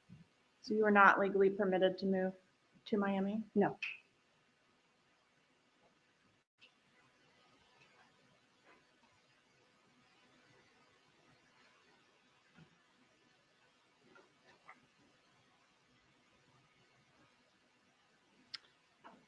Did you have an alternative? You mentioned previously that there was a hostile work environment at Florida State University as a result of your husband.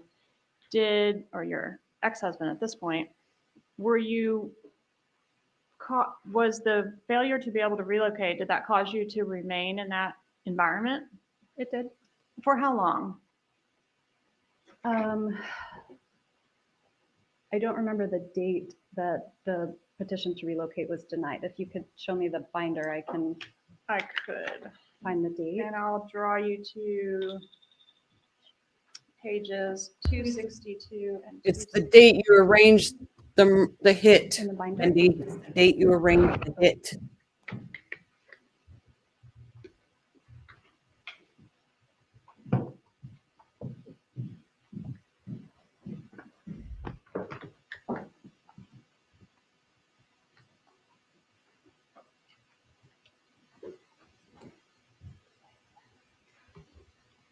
Okay, so the order was on June. No. What the date is?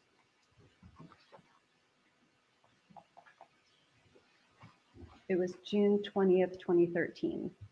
So I was still working at the law school through July 2014. So I stayed for 1 more year. Okay, and it For what, was Lynn? subsequent to his death that you were able to find new employment that was in a less hostile work environment. Is that accurate? I mean, eventually after his death, I found new employment. It took me a little while. Okay. How long did you stay in Tallahassee after your husband was killed? I Ex-husband, sorry. stayed a couple of days.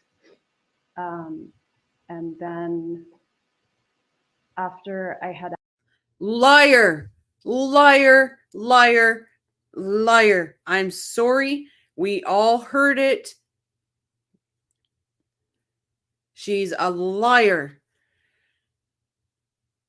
Remember, poor Ruth asked to speak to those boys the next morning after the memorial.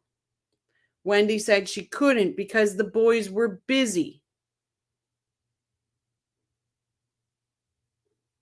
And then she found out that they left. So she called Wendy the next day and said, would noon be fine? Can we come and see the boys? And she said, Well, you can't, Ruth, because we left right after everybody was gone from her house. Liar. Oh, this woman is infuriating. Hi, Patricia. Botox, all real expressions that could occur. Offer. Yep, absolutely. People have walked from their kids for less, but it's crazy to think Dan would. He cried. He cried to his mom, to his dad, when he walked into the boys' room in his house and saw everything gone. He literally cried and said, "My boy's home is gone." Donna is arguing about the time span it took to charge her now in court. There's no time frame. No time frame for it. You're going down, Donna. Poor Dan worked hard to make it, and deranged people take him out. Something tells me that the world has a better place with him at 100%. I think we all lost a shining star. I believe that very much. Dan was going to expose her for lying to the courts. I think she was going to lose her law card. Sorry. I think she was going to lose her card. I think she was going to lose a lot. I haven't seen this much lying since Princess Diana convinced Charles that he was the only one. Oh, Lord. She's trying, Grandma Gotti. Yep, that's Jay. I want to call her that so bad, but that is Jay's line, and I won't take it from him, but he's right. She is. She said on the stand Dan saw boys day after she left. I heard his divorce attorney say for 2 weeks Dan had no clue where they were. It's in here. It's in here. The day after, she did see the boy. Now, okay. So he did see the boys because Ruth and Phil, he called them and asked them to come. He needed them. They came. Wendy just let him have the boys while they were there. Ruth, Phil, and Dan went out and bought all new furniture, all new clothes, all new toys. Redid their rooms. But it was 2 weeks before she told him where the boys were living. She didn't tell him for 2 weeks where the boys were.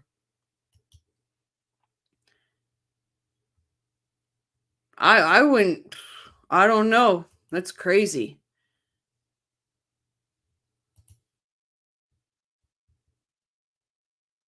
Yeah, she has is full of Botox. Absolutely. Did he know? I saw where he said he didn't know that she left. He didn't. She called him. He was in New York. And she called him and said she was leaving him. He left the conference, did not finish, flew back, and she was already gone. There's no end to how cruel she could be. No, there's no end. Like, this is ridiculous. Irene, it's Jay's nickname for Donna. Yeah. So, Shaming of Jay channel, he's actually linked on my page because I just love Jay. He calls her Grandma Gotti. Asked the police for protection at the funeral or in my home, and they refused. I decided to just go for a couple of days and spend a few days away from Tallahassee. And then this case hit CNN and hit the media. See you next time. And I So didn't I don't feel mean to safe. interrupt you, but the question was, how long did you stay in Tallahassee after your husband was killed? I'm sorry, Ms. Kappelman. I stayed for a few days. Thank you. All right. So how did your mom take the news that you were not going to be able to relocate? She was very upset.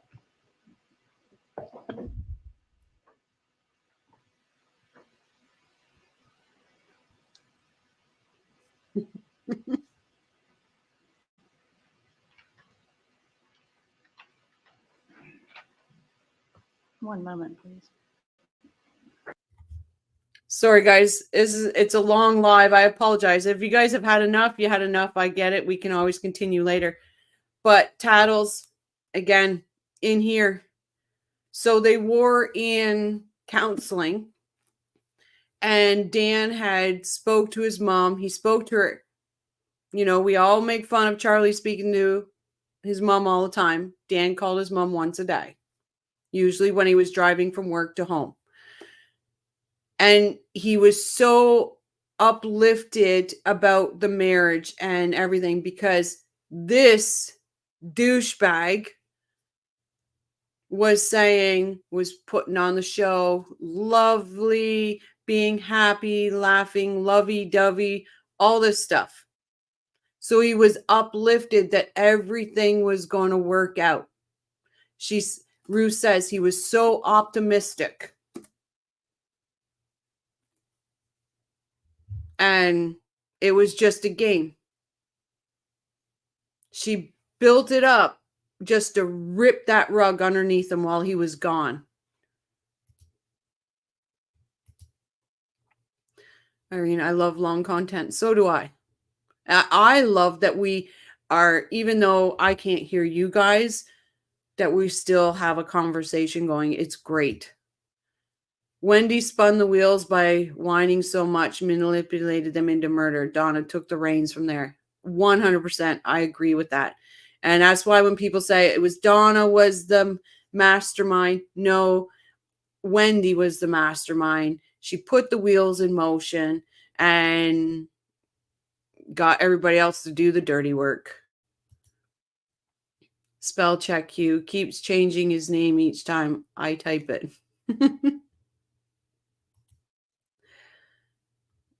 That's great.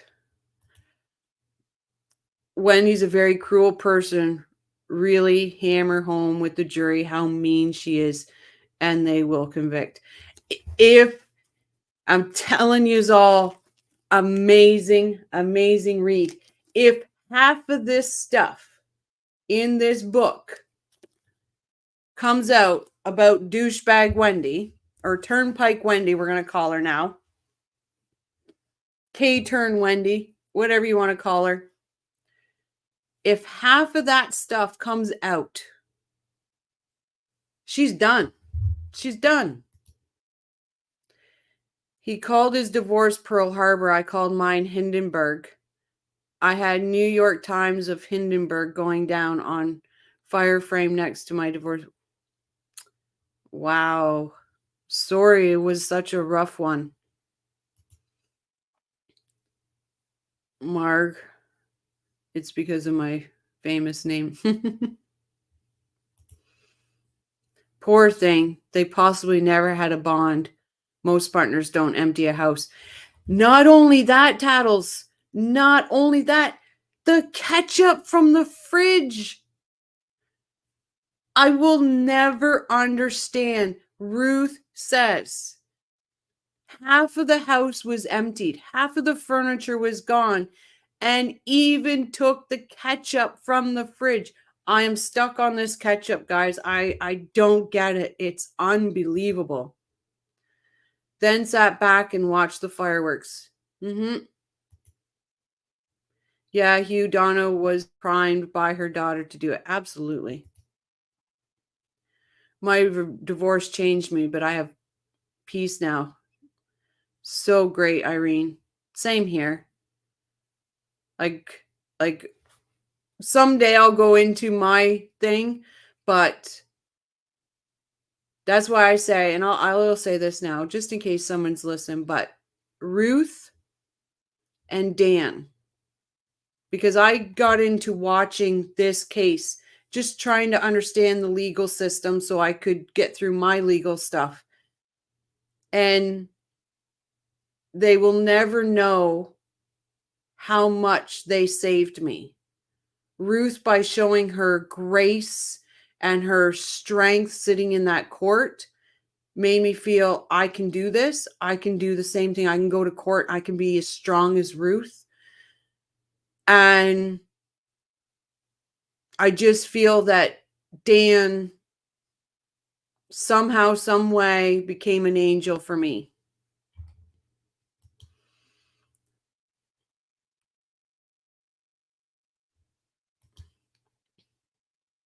Yeah, the ketchup just drives me. I don't get it. We need to send some ketchup to this channel. I don't get it. Years ago, I thought Wendy was just a spoiled Jewish girl who needed a good spanking. Years later, her and her own family have been all unmasked as cruel narcissists, a twisted version of the mafia. Absolutely.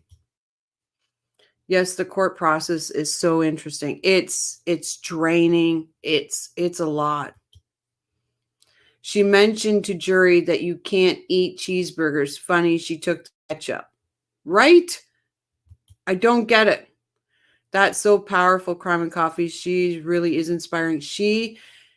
And like I said, I've never met her, and I would love to meet her just to thank her, because watching her every day, I was like, if this woman can face all these monsters, I could surely face one. She's standing up for her baby boy. Absolutely. Hines or Jonas, the more times has passed, the more we can see Wendy's role in the murder. Absolutely. It changes everyone. Absolutely.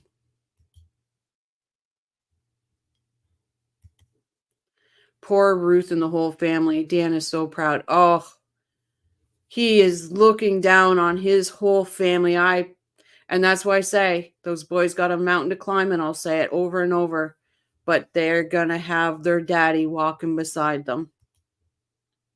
She took the ketchup because what else would she feed the kids, lazy troll?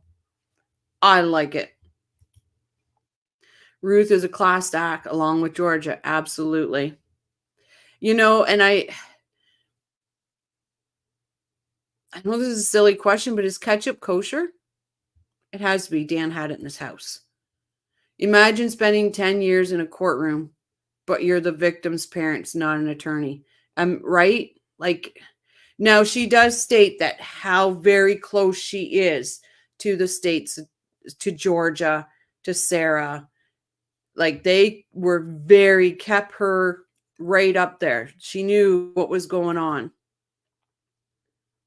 Good will triumph. Let's hope it does. Sorry, guys, I'll go back.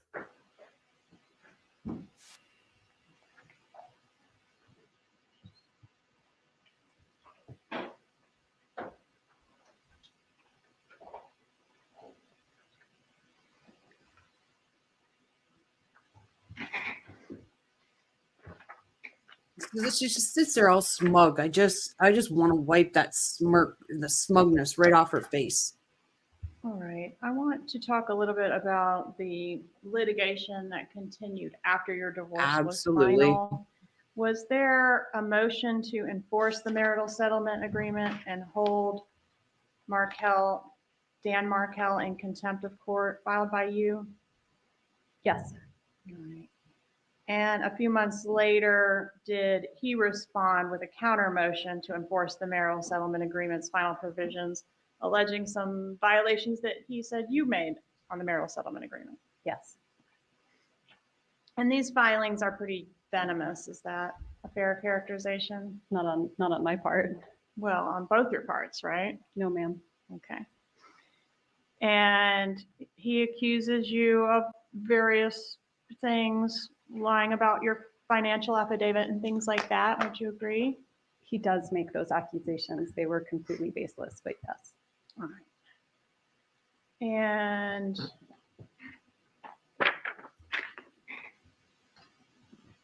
let's see. Oh, in the pleadings, is the tennis racket mentioned as something to fight over? And I can draw your attention to that page in line if you need it. I imagine it could have been. You can draw my attention if you like, and I can confirm. Okay, but no reason to argue about the fact that a tennis racket is mentioned specifically in your divorce documents. I mean, that sounds like some of the nonsense that we argued over, sure. Okay. And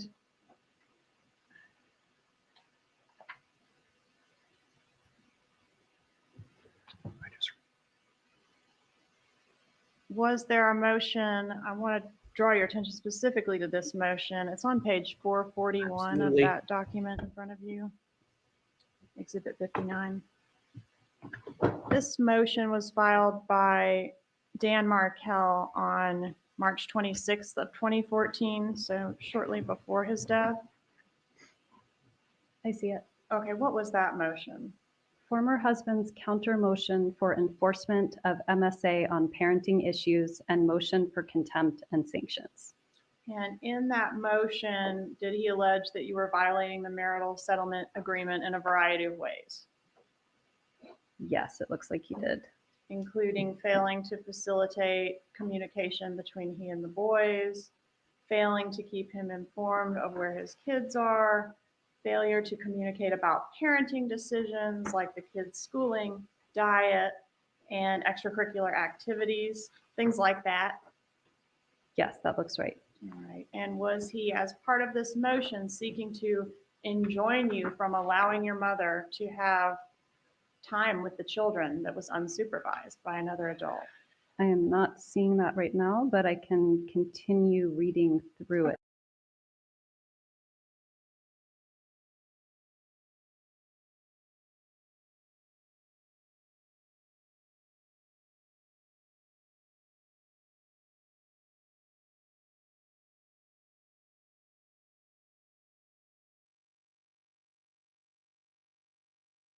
Okay, take your time.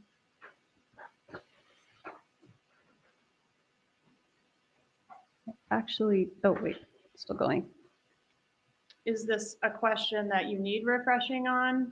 Did your husband make these allegations? You don't have an independent recollection of that? I don't have an independent recollection. Okay. He made a lot of allegations that weren't true, so I need All to right. look through to figure out which ones we're talking about.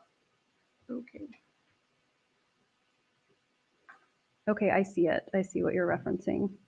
All right, so in that filing, Dan Markell alleges that your mother is disparaging him to the children, correct? That is correct.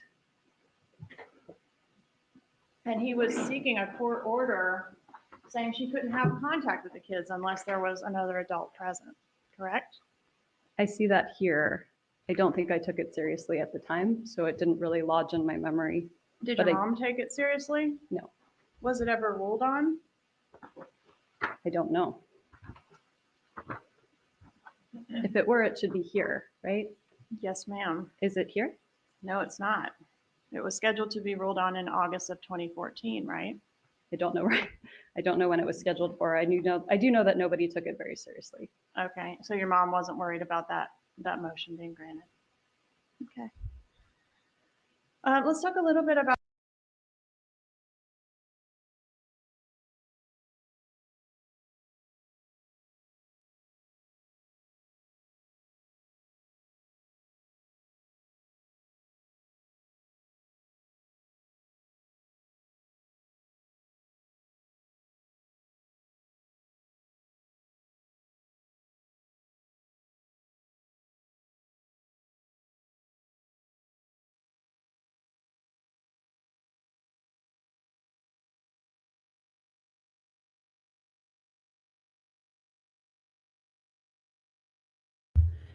I'm going to throw this mic right in the garbage, let me tell you.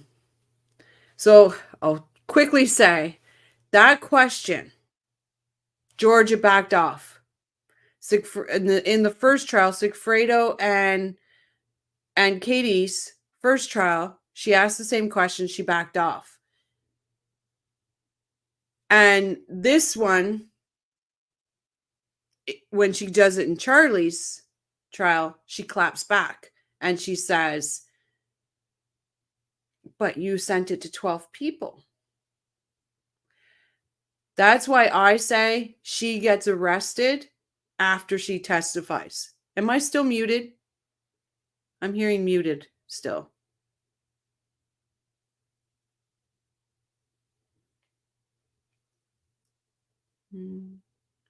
Hugh. But that's why I say she gets arrested. Okay, thank you, Tattles. That's why I think she gets arrested right after she leaves the stand, because Georgia didn't clap back on this until Charlie's trial. On this question alone, she claps back. So I bet you it's going to be fireworks at Donna's trial. And I think when Georgia lets off those fireworks, Pat Sanford is going to be waiting in that hallway and arrest her. Because, like I said, no clap back, no clap back. Charlie's trial, clap back. Fireworks at Donna's trial. I almost bet it. Have you noticed that she had bedhead on the back, yet all dolled up? I wonder if it was intentional. It's like, no, we call her Turnpike Wendy. She was, well, I've already said it once. I'll be good. The filter's kicking in. Ketchup is kosher. There's no dairy in it. Yeah, so like I said, I don't get the ketchup. I just retired. I'm so ready for this trial. I'm watching it all. Absolutely. And Irene, like I said to everyone earlier and people that came in later, I said it from the beginning of this channel. Please send me your emails, because when I do stream the Donna trial, I'm inviting people from my chat into the stream. You don't have to be on camera. You can have your avatar, and we're going to do, it's like a round table. We're going to listen to the trial together. We're going to discuss the trial together. So if you're interested in doing that, please send me your emails. Wendy is preparing to be arrested. I have no doubt. I have no doubt. Oh, sorry. Hi, Paul. We'll have to rewatch tomorrow. Not a problem, Paul. Thank you for stopping in. Georgia has been setting the stage with each trial in preparation for the next one. Turnpike Wendy. No, she's just crazy and don't have her together. Yeah, she's... Oh, la, how exciting. It would be so exciting, Tattles. And honestly, like, please, people, I'm not joking. Like I've said to many times, this is a channel, but it's a community. And we're what jurors would be, right? We're not the lawyers. We're the jurors. And I like our conversation, and I like how we look at these cases together. Rochelle, where do we send your email to? So on my page, if you go into my page and go into About, there's a link there for my email, and you can send me your emails to there. And that way I can send you the link to join the conversation. I know. Congratulations to both of yous. That's very cool, Crime and Coffee. Yeah, it's, like I said, this is a community. We're not the big channels, and but we're here, we're a community. That's how I look at it. Hello, hope you're doing well. I am, Paul. Thank you. Hope you are too. Hey, Steph. Look at you go, 570 now. Wow, I haven't looked. Thank you for letting me know, Steph. Isn't that awesome? You guys are awesome. What do we know about Dave, the guy they all want Wendy to get? What we know about Dave is he dodged a you-know-what. That's what we know about Dave. Because they all loved Dan in the beginning. Remember? Donna picked Dan. She will attempt to keep the boys away from the Markells after she's arrested. And that might be part of the whole Austin thing, right? Have you ever been beaten by a wet spaghetti noodle by your girlfriend because she has a twin sister and you got confused? Oh, Lord. Oh, Lord. Okay, thanks. I need moderators. After she testifies in Donna's trial, she will think at that time it is over. Yeah. And that's why I think Pat Sanford will be waiting outside. Oh, I hope there's a camera. Listen, not TMZ, but Law and Crime. Guys, you need somebody out in that corridor. Let's not forget Robert Adelson is the one bright spot in this family, the poor man. Absolutely. Can you imagine? Can't even. Thank you. It's a bit scary, but I'm ready. So after she testifies, Irene, I must have missed something. What's a bit scary, Irene? I wondered that too. He was mega rich, solid his software company. He could actually stand this woman. He probably either went insane or found Jesus. Hi again, Steph. I'm so glad you came back. I'm a new Coffee Crew sub from Australia. Hey, Carol, thank you so much. Welcome. Welcome to the Coffee Crew community. Say that 7 times fast. Go ahead, Hugh. Your turn.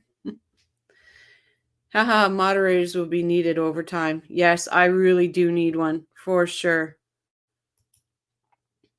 Get Dave salvation.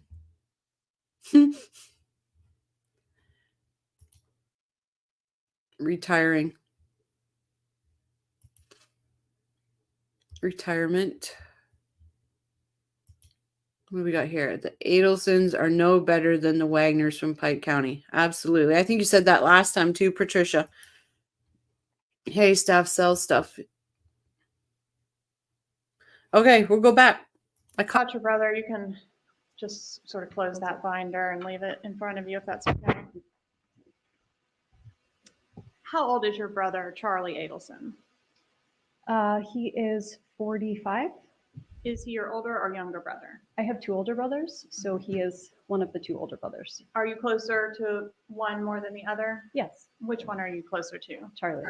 And has that always been the case or just since this case? No, it's not since this case. I think when we were kids, I was probably closest to my oldest brother. And then after getting to be an adult myself around my 20s, I was probably closer to my middle Has she ever brother. been an Around adult? the time of 2013 and 2014, were you closer to Charlie at that time? I would say so.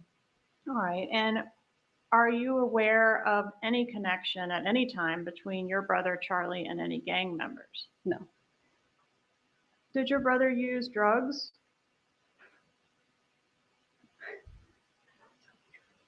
He did, yeah.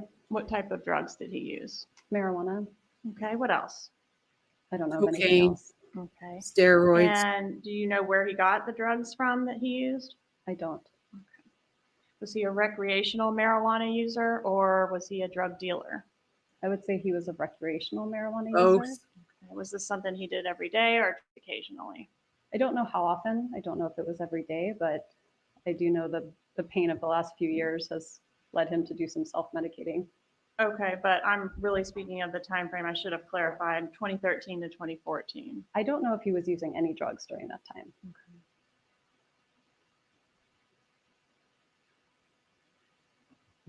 But you became aware of it subsequent to the incidents that we're here about today?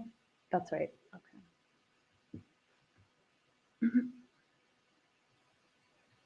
Were you aware that your brother, I think you testified he sometimes worked at the Adelson Institute. What did you mean by that? Where else does he work? So he is a periodontist and he has kind of a traveling practice of sorts. So he would work in various doctor's offices throughout Broward, Dade, and Palm Beach counties. And so sometimes he would work from my dad's practice, but sometimes he would work from different offices.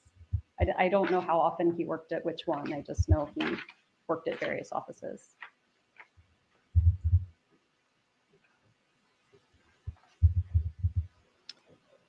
All right. So I asked you, I'm sorry to change topics on you so much, but previously we were talking about your two brothers. Is your other brother, not Charlie, but your other brother, is he located here in Florida? He is not. All right. And back in 2014, was he living in another state? He lived in Gainesville for a while. I'm trying to remember in 2014 if he was in Gainesville. I don't think so. I think he was in another state. All right. So been in another state throughout the incidents we're here about today. I believe so, yes.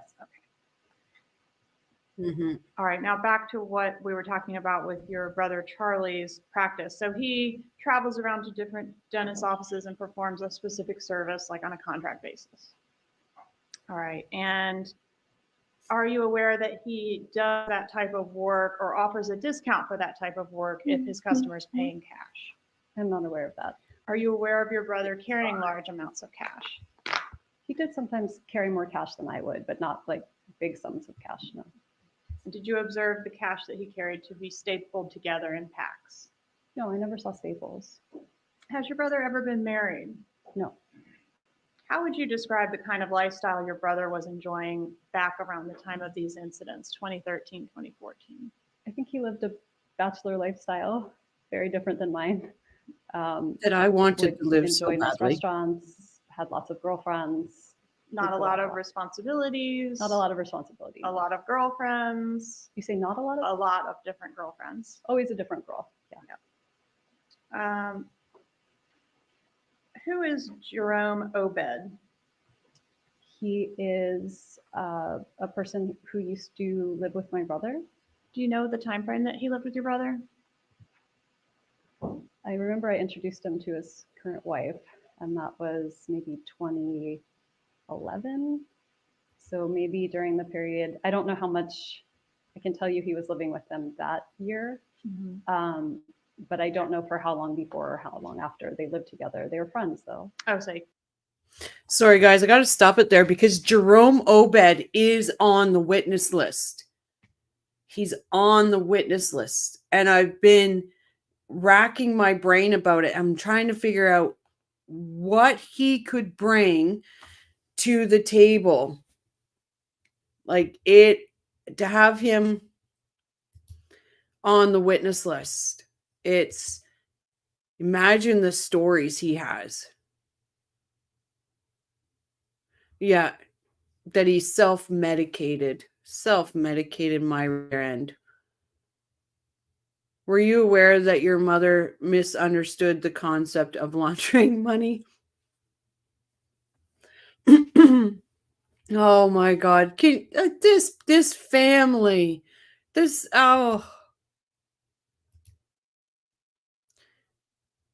his interview is on YouTube now. Oh, I'm going to have to check that out. It was released. I'm going to have to check that out. I was watching the docket all day today for stuff, but nothing dropped today. Donna's rocking the Speed Queen.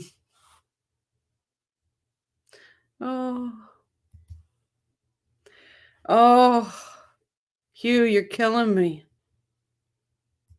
Okay, so you can't tell us whether he was living with your brother in the 2013, 2014 timeframe that we're here about. I don't remember. Okay. And is Mr. Obed also a doctor, a dentist? He is a dermatologist. Dermatology, thank you. He- All right, and He your gives me my brother, we were Botox. talking about his lifestyle and the girlfriends. Does he also drive fancy cars, He does. including a Ferrari? Yes. All right. And were you aware of one of his girlfriends by the name of Catherine Magniello? Oh, right. Yes. Did you ever have the opportunity to meet that particular girlfriend? Yes. We met maybe 2 or 3 times. 2 or 3 times? Do you recall what the occasions were? There was one time we had dinner when I was in town, which is what I did every time I'd come to town and have dinner with my brother and a different girl. And then one time I went to the beach for an hour or so, and she and a friend of hers joined us. Okay. And was there a third time? I don't actually remember a third time. All right. So was there anything special about this girlfriend in terms of her relationship with your brother? Did they seem closer or more serious? It didn't seem serious. Were you off put by Ms. Magbanua for any reason? Did she seem like different from the ordinary trail of women that came through his life? Tattles. Wow.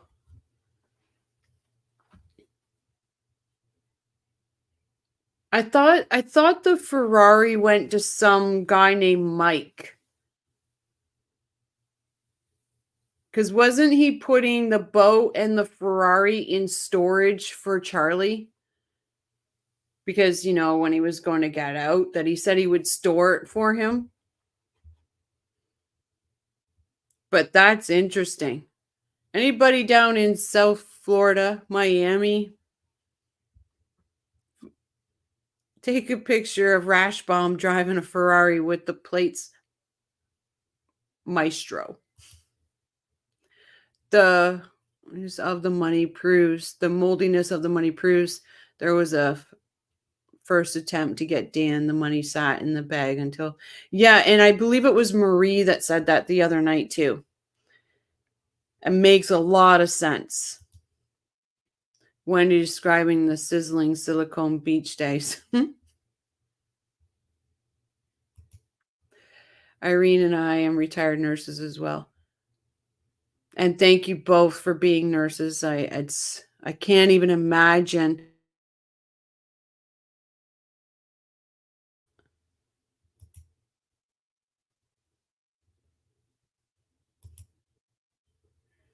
Maestro. Yeah, I tell it, Tattle, I know there was a jail call and he said something about Mike because he was just going to sell his boat or something like that. And he said that he was going to store the boat and the car. But that would be interesting if Daniel, maybe it was for payment. Because they can't have endless money. Like if you figure, right? So Charlie's trial, I think they were saying something about 1.2, 1.5 million. Then his appeal is at least $1 million. Then you've got Donna's, and you know she's going to go for an appeal. Then you're going to have Wendy.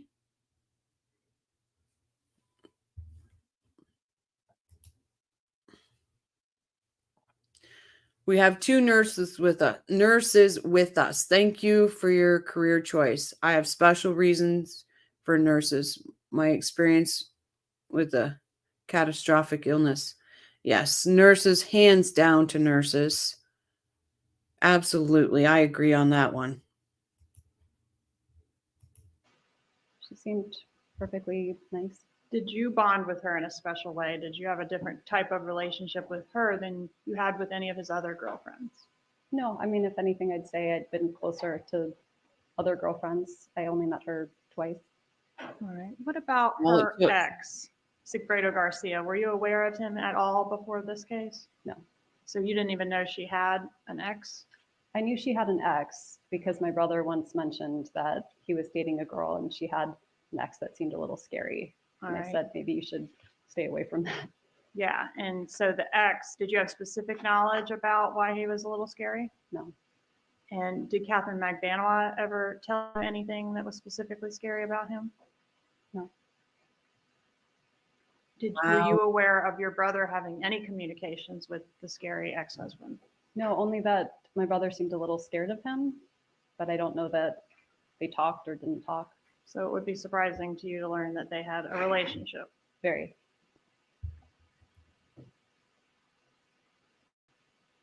What about your ex-husband, Dan Markel? Did you ever know him to be involved with any type of Super Bowl cost. drug activity or gangsters, anything like that? No, Danny consulted on criminal law cases. So I do remember there being a case involving Orthodox rabbis that were engaging in some very violent activity. And that had me concerned. But other than that, no.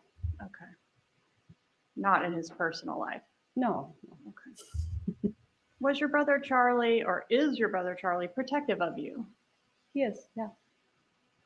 Did you discuss your marital problems with him back during the time of 2013, 2014? I did. Is it fair to say that in the time frame leading up to the murder of your ex-husband that your brother did Right. not like your ex? I think it's fair to say. I mean, I also think it's fair to say he wasn't particularly concerned with it. He was leading. But let's face it, I'm no Emily D. Baker. Like, we have 61 in here right now.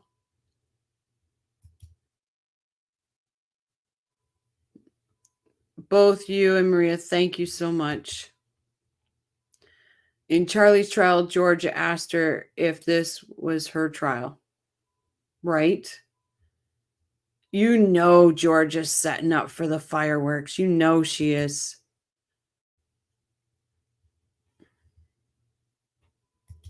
Not really focused on mine. But your mom was really focused on yours. My mom was focused on mine. And your mom was in the ear of your brother quite a bit, same as she was with you, right?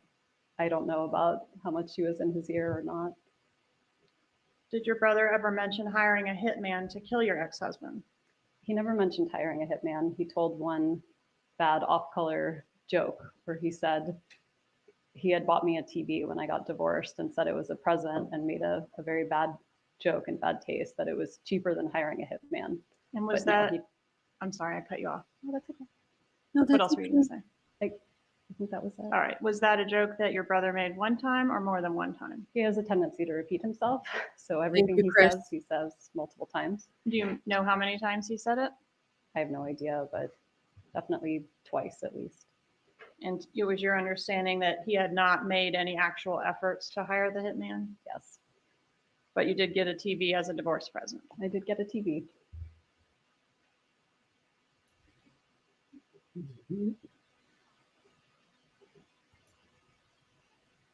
32-inch Kmart TV at Best Was Buy. there a Extra dinner, money. a time when you went out to dinner with your brother after the murder where you vomited at the table? That happened. It's just yes or no.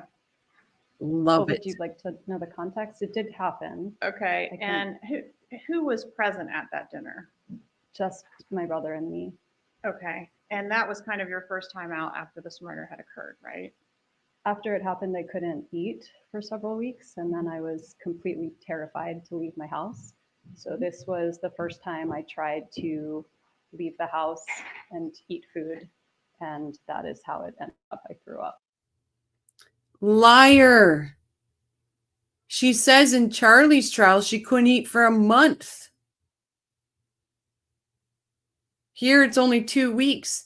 Here it's does her lawyers not go over her testifying and say, pick a lane, Wendy? Pick a damn lane, Wendy. Exactly. From now, I think there's something about Best Buy. Jay, Shaming of Jay was talking about a report from Best Buy. So it should state how much or what size of TV it was. Sorry, but Jeffrey Lacoste says it's a TV you'd find in a dorm. The medical community showing themselves here. Awesome. Hands down to the medical community. Absolutely. There are probably photos of her eating in restaurants. Right? Eating paella. Everything. Paella. Oh, and what was it? She said there was enchiladas. Do you remember her stating, I can't remember which one it is, that how much she loves enchiladas? Well, in her book, one of the characters loves enchiladas.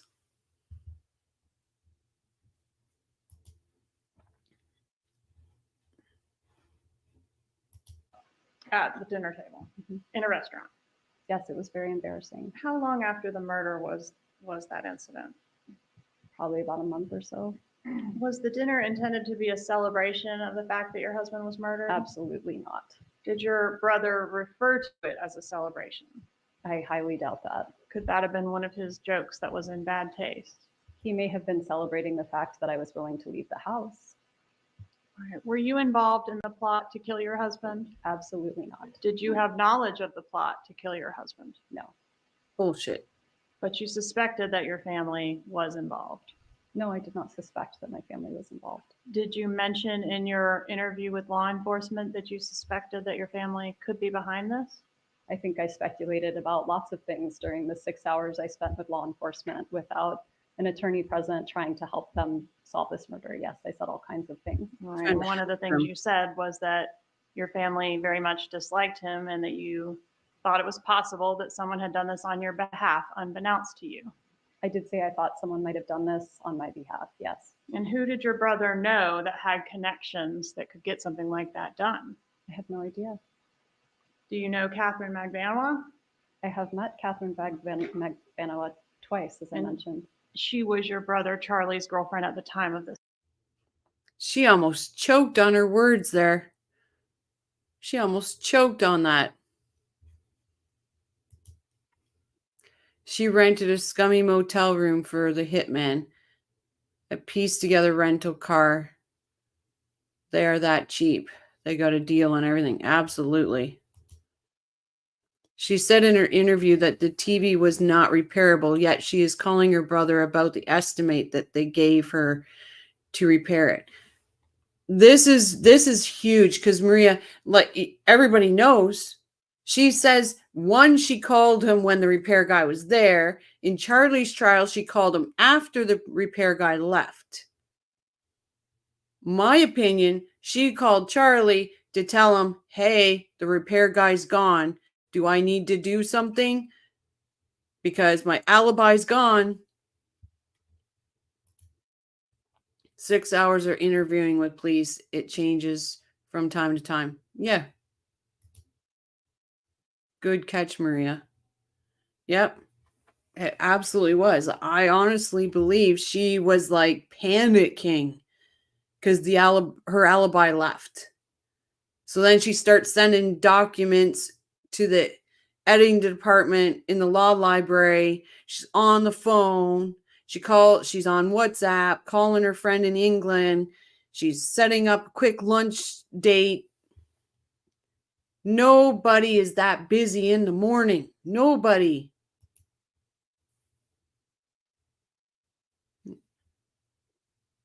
Yeah, sorry. Hi, Chris.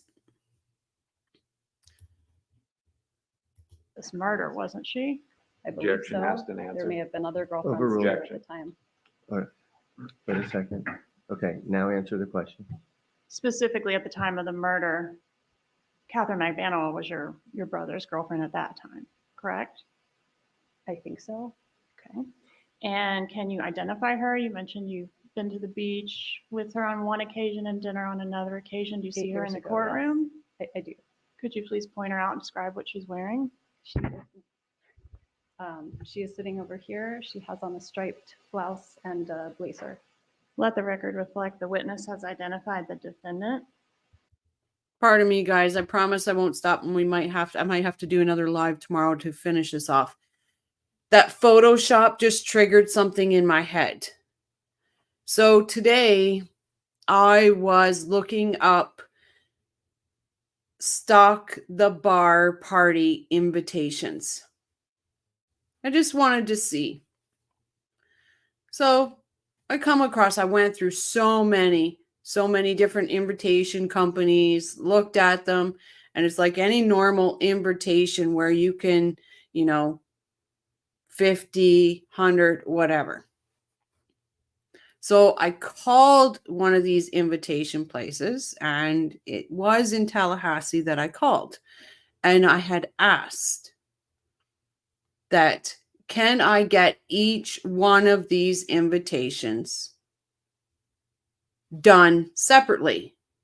Because I wanted to put a name of an alcohol that I wanted each person to bring. And the lady's like, but that's not how it's done, ma'am. I said, oh, so I can't just put on an invitation, say I want rye or whatever. I did not say bullet bourbon, guys. I didn't. I promise I did not say that. And she said, no, that's not, because you would have to order one at a time and it would all have to be done differently. She goes, it would cost you a fortune to do that. She goes, the only way that they could do it is they could leave a white, like a box, like a signature box, and you could personally write it in. That got me thinking, because the Stock the Bar invitation is in evidence. So we all know that Harvey photoshops. So do you think it's possible that Harvey has taken this invitation and photoshopped on it bullet bourbon?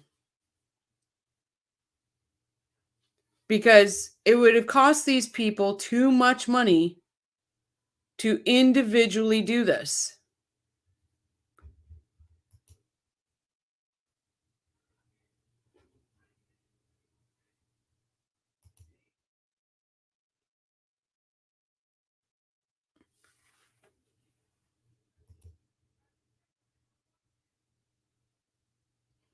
That's what I'm thinking that this, I don't know. Did she really have this party to go to? She knew Dan wasn't going to be around. She didn't have a babysitter set up. Like, she was seriously going to take two little boys to a Stock the Bar party? Like, it's not, in my mind, it's not adding up. And I just thought, you know what? I'm going to call, because maybe they do invitations different. Because I was just going to call an invitation place here. And I thought, you know what? No, these invitations would have probably been printed in Tallahassee. So I called. And the lady said that would cost you a fortune. And it just brought me to the Photoshop, how he Photoshops his princess. So why wouldn't he Photoshop a Stock the Bar party invitation?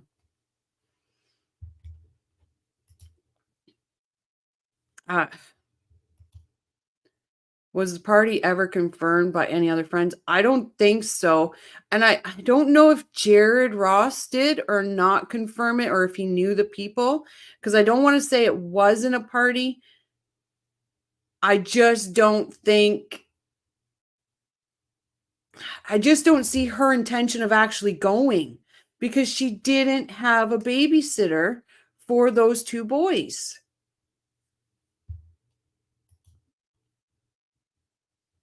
They are a cheap bunch. Stock the Gerber bottle party. Yeah, it was Stock Wendy's bar party is what it is. Like, but it doesn't, to me, it seems very likely that he actually photoshopped bullet bourbon. Now, here's the question. When we see this invitation, is it spelt right? Because it's Bulliet, Bullet bourbon. So I'd be interested in if it's spelt right. Very interesting. Wait, did Harvey give Wendy the full set in her? I think so. In her profile picture, that was the purple dress with the two boys on the couch. Yeah, that one. Jeffrey said that was photoshopped, and he said she looked better than she usually does. He said it was Photoshop. She brings the kids. Yeah, but I don't know anybody that would, like, bringing the kids is weird to me. I bet Wendy drank that bottle. I bet you she did too. Why would someone send a party invitation the same day of the party? Right? This invitation, I would say this invitation could pronounce boulet. Yeah, isn't that just that's just disgusting, Irene. He photoshopped that picture. It's just disgusting.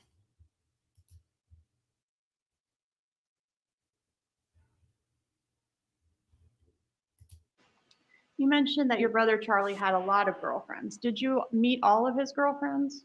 I highly doubt I met all of them, but I met a lot of them. All right. And specifically in reference to this defendant, did you talk to her on the phone ever separate from your brother? I have no memory of ever doing that. I don't think so. Okay, so it wasn't like you had become girlfriends or had an independent relationship with No. her. You only saw her secondary to visiting your brother Be right back, guys. on 2 occasions. I'll show you State's Exhibit 35.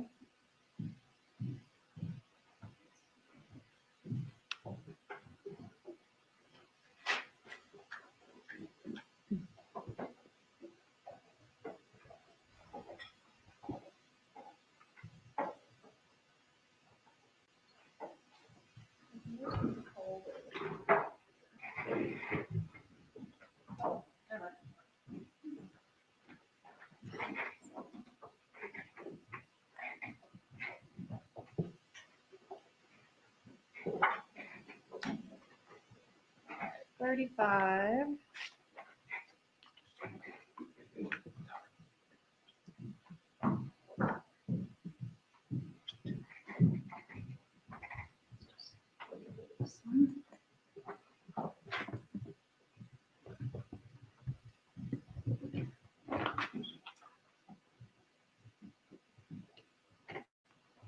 You recognize State 35?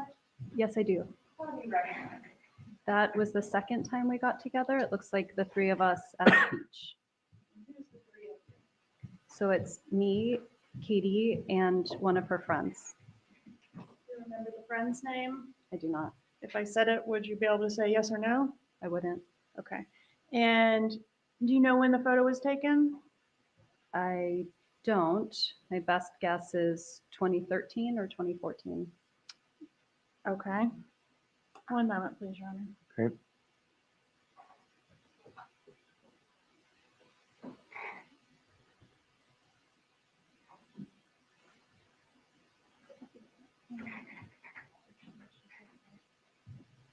Do you recall going to Miami for Father's Day in June, right before Dan Markel was murdered? I don't have a strong memory of it, but it sounds like something I might have done to visit my dad. Okay. Did you previously testify in reference to this same photograph or a similar photograph? Yes, I have. Okay. And did you testify at that time? Objection, Your Honor, improper impeachment. Um, We're fine with some. We'll return to it, Judge. All Just right, give me a that's minute. sustained. All right. And did you have any contact with this defendant since the murder in any kind of way, any communication? No. Did you have any contact with her in Oh. any way on the day of the murder? No. If anybody has a picture of that invitation, could you please send it to me?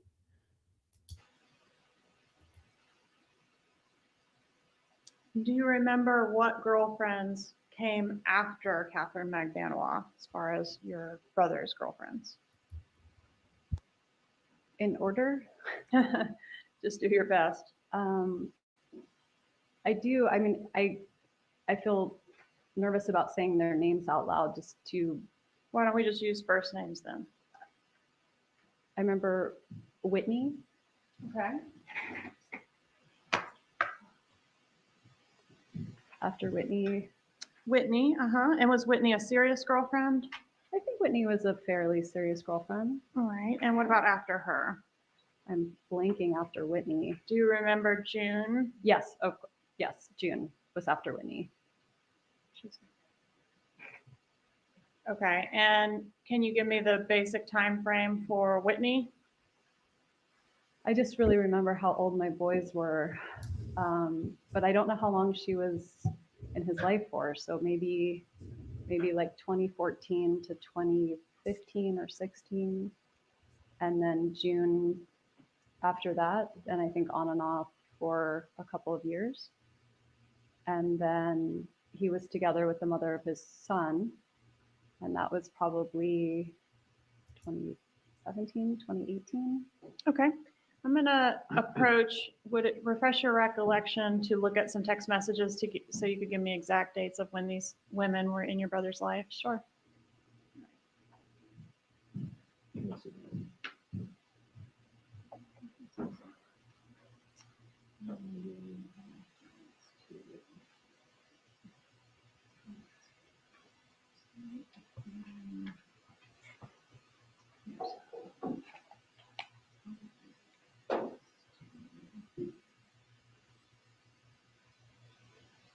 Nobody would meet her eyes on the jury.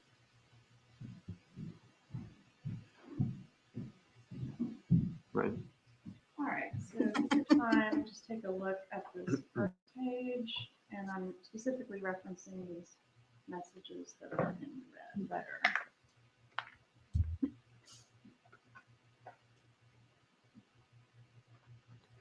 So help me understand though, this is a message between, Just take a minute and sort of take your time and look Oh, at it. I'm using this to figure out who he was dating when. Yes. Okay. And you're just gonna take a look at it and tell me if it refreshes your recollection. Mhm. If you can't figure out what it is or if it doesn't refresh, then you let me know. Okay.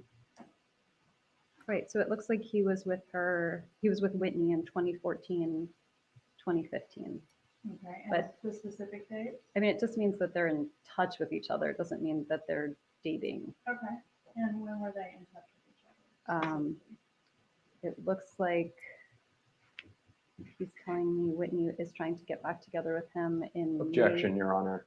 At this point, the witness is just testifying off the documents, All right. which we've only seen for a few seconds. I'm going to sustain that, okay? I don't want you reading from the documents. What you need to do is take a look at them. If it refreshes your recollection as to what the information that is being asked, then testify to that. If you're just having to read from that document and you don't recall independently, then your answer is that you don't recall, okay? Okay, thank you. Yes, my answer is the same as it was. I said 2014, 2015, and it looks like there's conversation around that time. So, okay, it doesn't independently refresh. Okay, let's take a look at a couple more and see if they're more helpful. She had a bag of them, remember?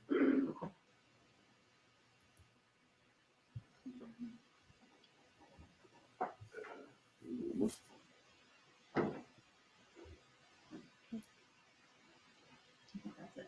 Yep, it's The same. the same, 2014. It's painful to watch.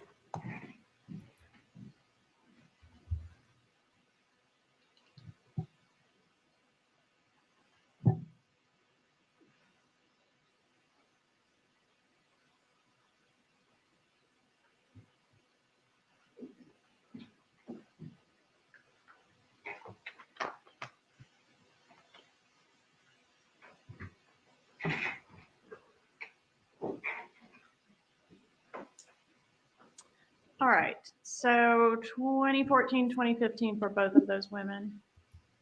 Wait, both of those, it's the same woman, it's Whitney. Oh, I was also asking about June. Oh, I didn't see June in those text messages. Okay, when was he dating June? It's a guess, but I think it was around the same time, maybe 2015, 2016. Okay, so is it your recollection that it went Magbanua, then Whitney, then June? As far as people that I met. Okay.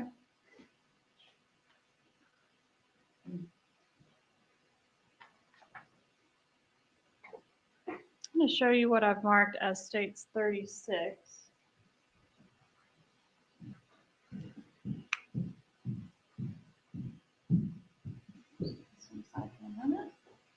Yes, Do you definitely recognize why. state 36? I think I've seen this picture before. Okay. And do you recognize the people in the picture? Charlie or Harvey. Is it a fair and accurate photo of the folks in the picture? It looks like them back in the day. Yeah, Okay, and do you know when the photo was taken? I don't. All right, who is in the photo? It's my brother and Katie. Your brother Charlie? My brother Charlie. Okay. And Katie, the defendant in this case? Yes, ma'am. All right, and is it fair to say this photo was taken during the time that they were dating? It definitely looks like it. And what was that time frame? I don't know the time frame of when they were dating. Okay. Liar. The time of this murder? If we've already I believe established so. that, okay. And is this how they appeared around that time? Is it accurate in their appearance? It seems so. Nobody has any like, you know, weird facial hair or doctor. I don't know. It looks like I imagine they looked at that time. Okay, and you saw them at that time, around that time, because you went to the beach and you I had did. dinner. Yeah. I mean, it's been 8 years, so they look different. They look different now? Yeah. Okay, but that's how they look back then. Probably yes. All right, judge, at this time, I'd ask to move into evidence case 36. Really? Any objection? One brief moment, Your Honor.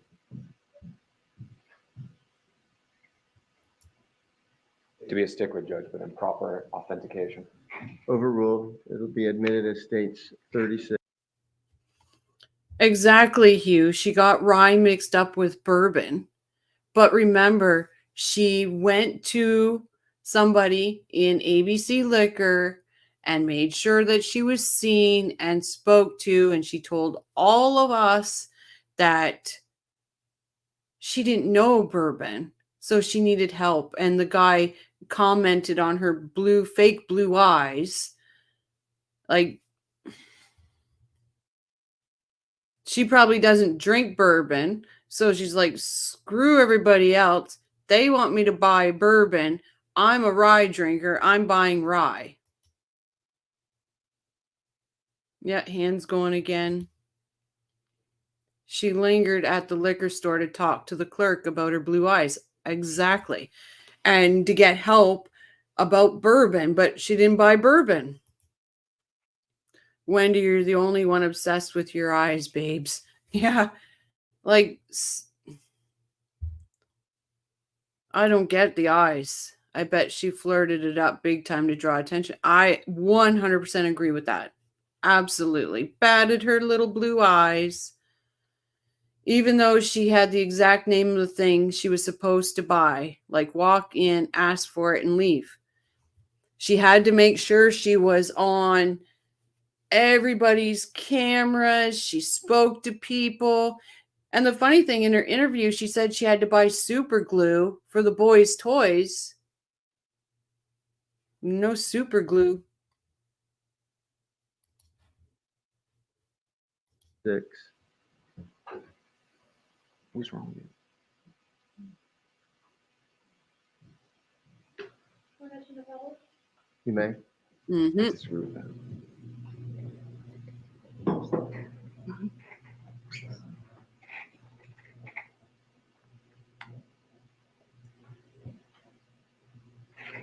And to change your photo because you know you're going to be in the media. That's just disgusting. Exactly.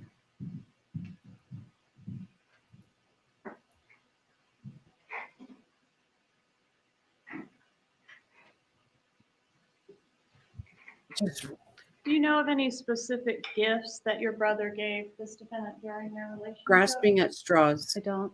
What about after their relationship? Are you aware of any gifts that were after the conclusion of their relationship? I am not aware of any gifts between them. Were you aware that she was on the payroll at the Adelson Institute? I know that she worked at my dad's office for a while, so it would make sense that she was on the payroll. And what duties did she Absolutely, perform Hugh. there? I have no idea. Okay, and when you say she worked there, did she physically went there? I really don't know. And did you ever work at the Adelson Institute? I did in Okay. between my master's and my law degree. All I did right. And filing. did you see Catherine Magbanua there when you were working there? No, that was 2003.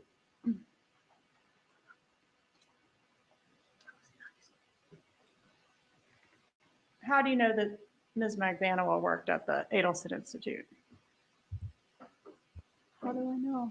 I'm trying to remember if I knew at the time or I found out later. Probably my brother would have told me that Katie was working, and that's how I would have known. All right. And was that before this murder or since the murder? I have no idea. You don't know the time frame she worked there? I don't know the time frame she worked there, and I don't know why he would have told me. I wasn't very involved with the day-to-day operations of the office or what they did. Do you know if your brother had any other ex-girlfriends on the payroll at the Adelson Institute? I don't know.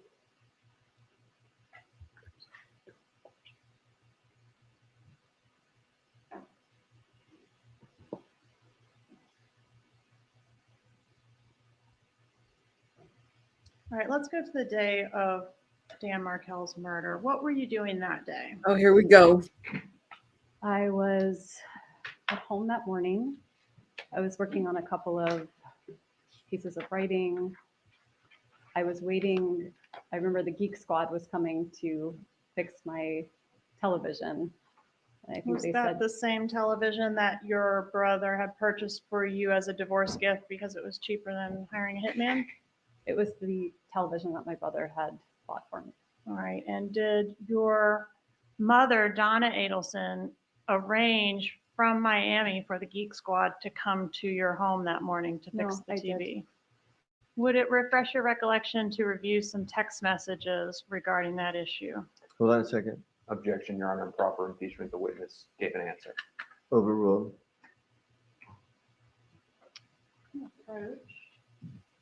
Yes, I am. Counsel? Can I take a look at?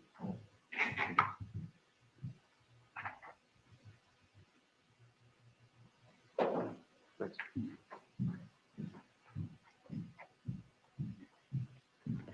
All right, and I'm looking at the items in yellow, but feel free to review the whole document. Chris is whispering to Tara again.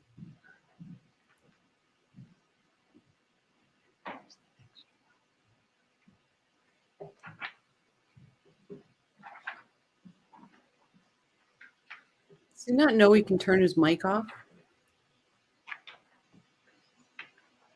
Yeah, I don't really understand.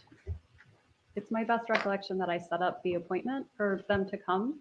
Mm-hmm.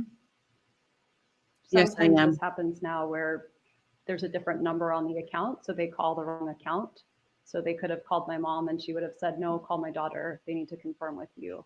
Okay, but your mom does indicate that she is sending the guy to your No, house. she indicates that she was called by Best Buy. Mhm. So that means she was called by accident since they were coming to my house. Okay. And did you have an appointment scheduled in your calendar, fixed TV? I did. I thought they were supposed to come sometime between 8 and noon. And then they came pretty early, I think, 9 or something like that. All right. And did you delete, shown on the far right column there if you need to refresh your recollection, but did you delete that appointment to have the TV fixed? I'm usually kind of OCD about this. So after I have a meeting, I'll delete it if it's done. I use my calendar kind of like a to-do list. So I'll have the meeting and then I'll delete it. Okay. So I must have deleted it once they arrived or sometime later. Okay. And right before the message that indicates, that's from your mother that we just talked about, Best Buy called, Okay. there's a message that says, "This is so sweet." Who is that Objection, Your Honor. message to? Objection. Hold on. What's the objection? Hearsay, Your Honor. Item is in evidence. That's sustained. All right. Can you say who the message before the Best Buy message? Who did you send that message to? It looks like I sent that message to my brother. Your brother Charlie? Yes. All right. And that message was deleted as well? I always delete my messages. But yes, it looks like I deleted it at some point. What do we think "that's so sweet" meant? What do we think, guys? Yeah, there was a slip with Moreau too. Because it was just a text message. It wasn't the call. Do you think well, no, because they would have seen what he said. Because if she deleted it. That one's, I'm hoping there's more. I'm hoping there's part of Charlie's evidence that they didn't put in. Point. All right. And that message, what were you referring to in that message, if you know? I have no idea. But That's what I thought sweet, too. Whatever it was. I mean, 8 years ago, I have no idea what was sweet. Fire. So did Best Buy show up and repair the TV that morning? They showed up and they tried to repair the TV, but I needed to make a call of whether it was worth repairing or whether I should just get a new one, because the repair costs I remember being expensive. They wouldn't have And this repaired. was, how old was the TV at screen. this point? I don't know. I don't think it was very old, just a couple of years. Well, it was given to you as a divorce present at the time of your divorce, right? In 12? Right. So it wasn't that the TV was old. I think one of the kids had thrown something at the screen, so it cracked it. Okay, but the fix was done in 14, or the attempted fix. The attempted fix was in Okay. 14. All right, so the repairman did show up that morning, correct? Yes. Okay. And you said you did not recall your mom making that appointment, but was it usual or typical for your mom to get involved in that type of minutia of your daily life? No. It would be unusual if she did that.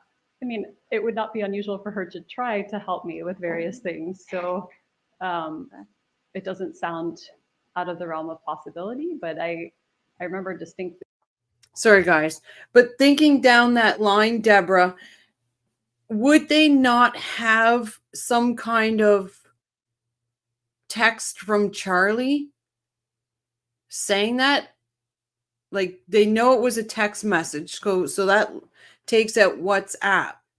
But they would have to have something on Charlie's end. So unless they haven't shared it, maybe.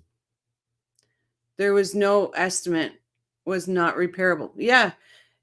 And somebody brought up that, if you call Best Buy, they ask you what's going on. They try to troubleshoot it over the phone. If she told them it was a cracked screen, they would tell her that you couldn't get it repaired. So they must not have ever said it was a cracked screen and had somebody come out.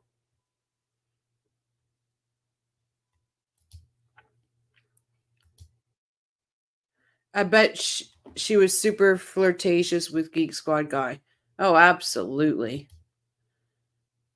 Best uncle ever. Oh, wow, Deborah, you could be right. Yeah, but there's got to be, because unless they can see off her deleted text and they just didn't present it to her. The only message I've ever deleted were ones I did not want someone to see, period. Usually embarrassing ones to romantic partners. Come on now, Wendy. I delete a message from my own brother. I know, right?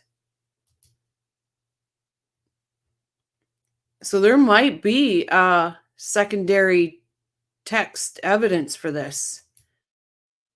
The only message I've ever... Oh, I read that one. Sorry. Sorry, guys. And you don't pay for a service call when it's under warranty. Right. So they had to have said, because they probably would have troubleshooted over the phone and said, turn it off, unplug it, do all this stuff. And she probably would have said it's still not working, or it's all the colors are pixelated, it's all weird. But if she would have told them it was a cracked screen, they would have said it's not repairable and it's really not worth anybody coming out for.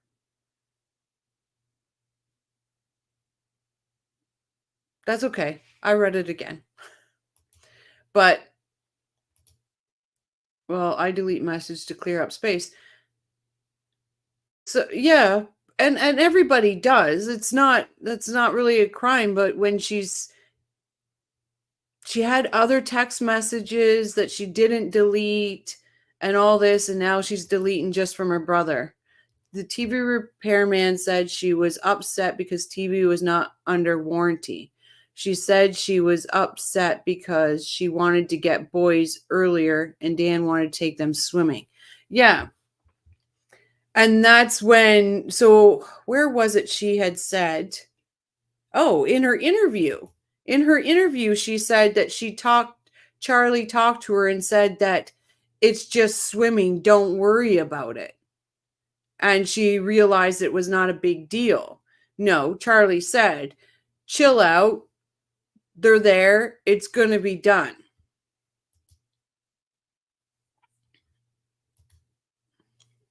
It was a lousy alibi. Yes.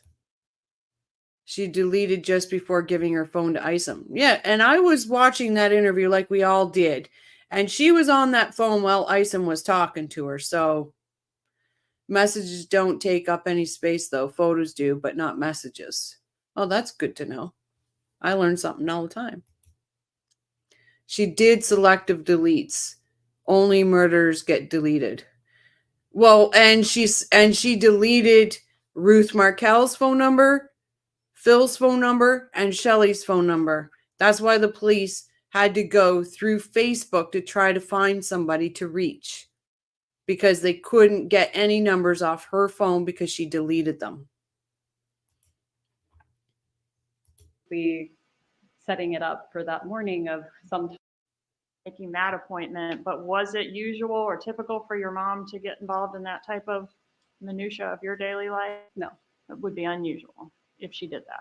I mean, it would not be unusual for her to try to help me with various things. So it doesn't sound out of the realm of possibility, but I remember distinctly setting it up for that morning of sometime, like when you wait for a repairman to come, they come in a window, they say between 9 and 1. I remember there being a window they had told me. And do you remember the specific window in this case? I keep thinking it was 8 to 12, but I don't know if that's correct. Okay, and we're talking about 8 a.m., between 8 a.m. and noon. And you agree that your ex-husband, sorry, I keep doing that, was murdered between 8 a.m. and noon. I don't know the exact time of when it happened. Really? Between 8 a.m. and noon? Yes. I mean, yes, but I thought it was closer to 10 or 11. Okay. But the question was it between 8 a.m. and noon? Yes, it was between 8 a.m. and noon. All right. And did you leave your residence at all that day after you got the TV or the TV man came? After the TV repairman came, I did a little bit more work from home. I talked to a couple of friends, and then I made plans to have lunch with 2 friends that I frequently saw on Fridays. And we made kind of a last minute plan to have lunch. And then I had a few errands to run before I met them. So I did that. I picked up gas. I picked up something I needed for a party that night. And then I went to meet my friends for lunch. All right. And do you know what time you left the residence that day? I don't. Yep. I guess it's somewhere around noon.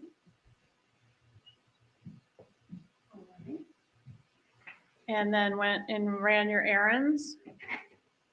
On the way to run your errands, did you go by the crime scene? No, On the way to run your errands, did you encounter a roadblock on Trescott? I did. All right, so you did turn off of Centerville onto Trescott. I did. All right, and when you encountered a roadblock, Pick a what did lane, you Wendy. assume the problem was there? I figured it was just an electrical storm or something. There was some tape, and it looked like the road was blocked off. And so I just turned around and went back and went up Benton. And had there been an electrical storm that morning? I didn't remember an electrical storm, but in the summertime, there's always trees falling and rainstorms, so pretty normal. Right, and you weren't concerned based on that experience that there could be something going on at previously your marital home? Absolutely not. And your ex-husband, Dan Markel, had your children at that time, right? No, he did not. Okay, so you had your children at that time? No, my children were at preschool at that time. Right, but who took them to preschool that day? Danny would have taken them to preschool. Okay. So it was his day. He was killed on his parenting day. It was the day he would have brought them to preschool and I would have picked them up. All right. Did they spend the night with him the night before? They did. And you hadn't seen your children yet that day when you encountered the roadblock? On Friday, no. Mm-hmm.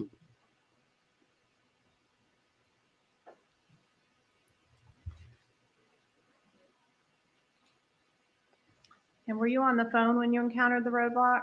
If you I was. remember? Do you remember who you were speaking to? I do. Who was that? You don't have to say the name, but just what type of person was that? He was a friend. I hadn't caught up with him a long time. He'd moved to England. So I was probably a little distracted, talking and catching up with an old friend. And when you encountered, at the time that you encountered the roadblock or shortly thereafter, did you call the daycare? No. Did you call Dan Markel? No, Did you do anything to reach out to any of the players that we've talked about in this case? no, Did you communicate to anyone that there was a roadblock? I didn't. I would have had no reason to do that. They already knew. Was Dan Markel scheduled to leave town the day after he was killed? I believe so. Where was he going? He was going to New York. And that's where he had a girlfriend? That's where his girlfriend lived.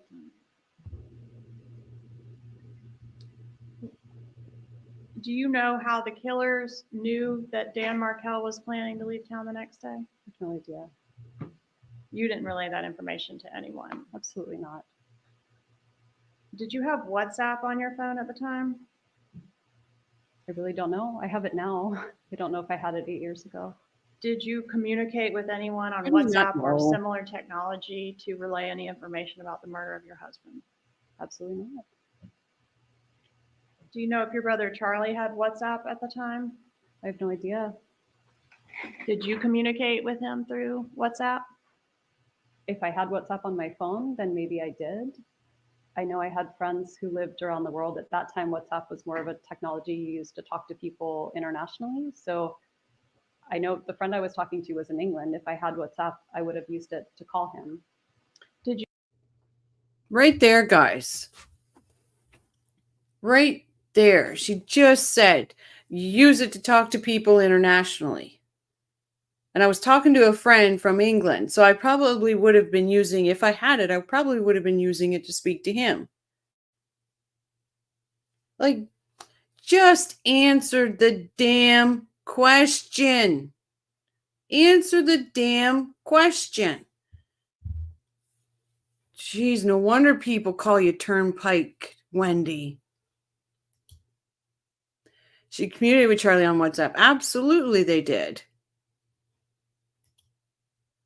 Yeah, and pretending it's not encrypted. She knows because she says that with about clients and stuff in WhatsApp. She knows it's encrypted.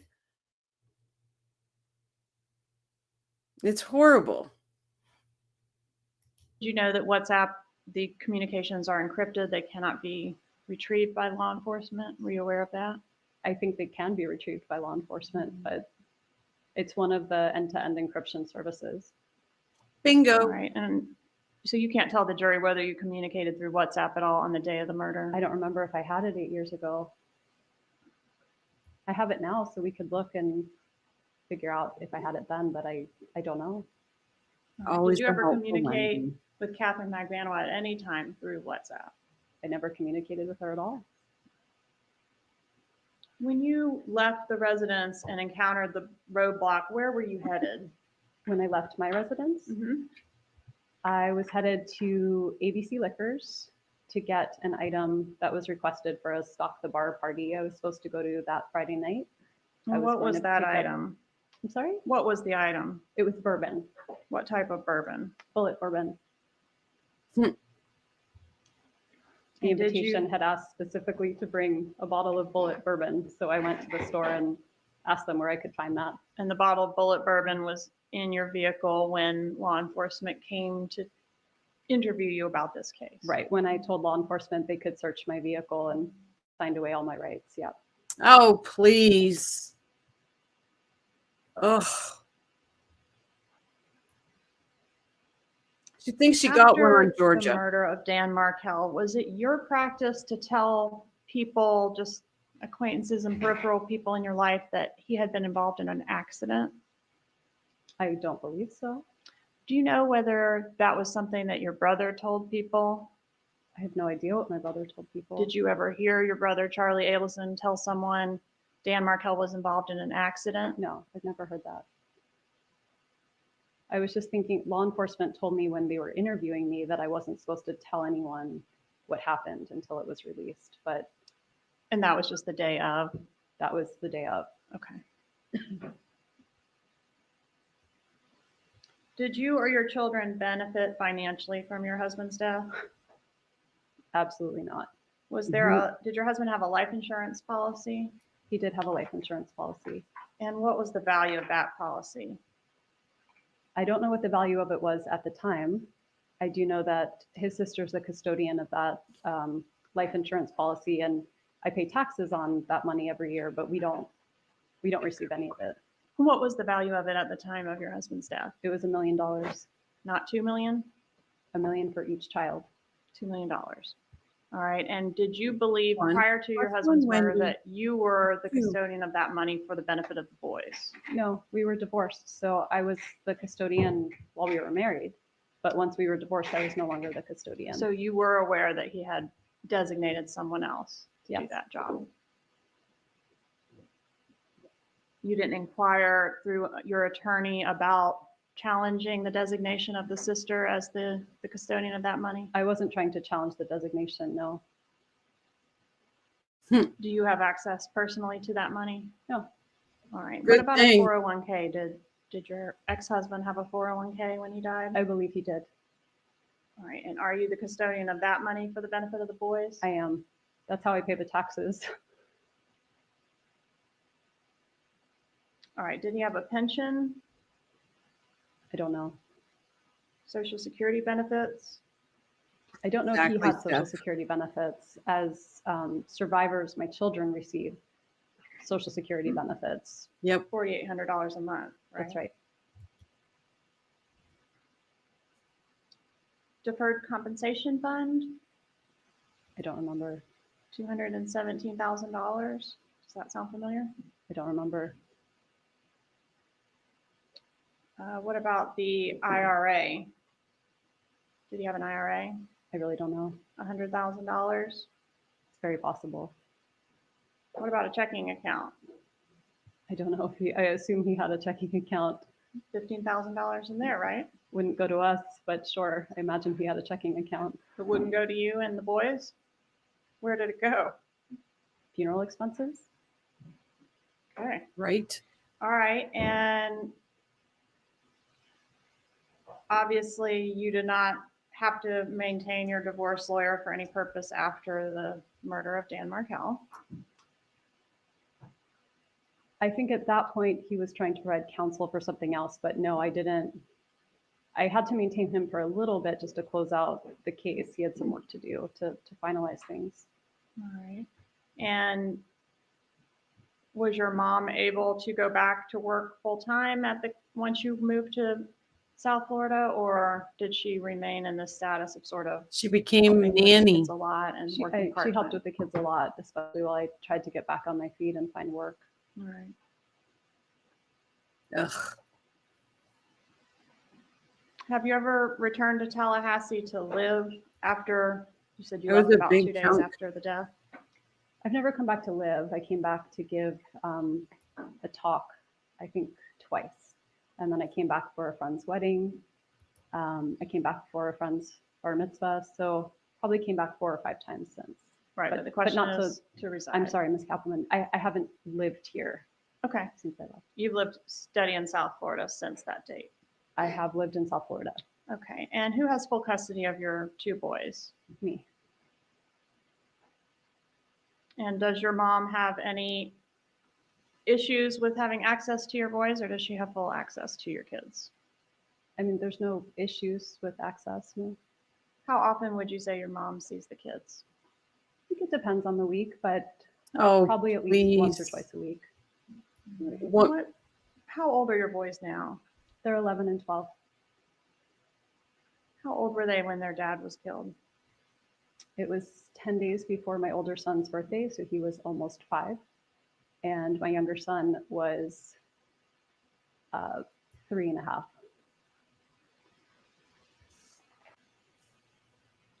Did you change their legal names about a month or so after the murder? Oh.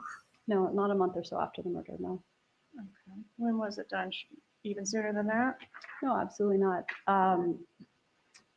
When I tried to put my children in school and their faces had been unblurred on CNN and all across social media, I'm I sorry thought to we were in interrupt you, but if you'll answer my question is, when were the boys' names changed? the The boys' names were changed after I wrote a letter to Danny's family explaining why I was Man. changing their names. When were their names About a year changed? after.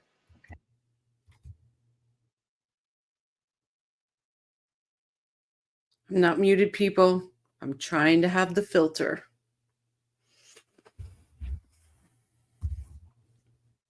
It's in here. It's in here. What she did to Ruth, Phil, and Shelley about the name change.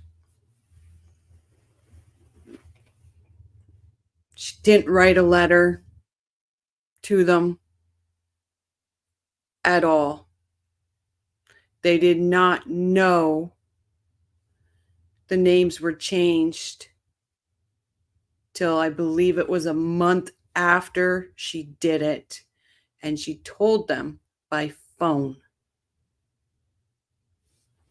This lying piece of garbage stole those little boys' name from them. And she sits there and says, after I wrote a letter,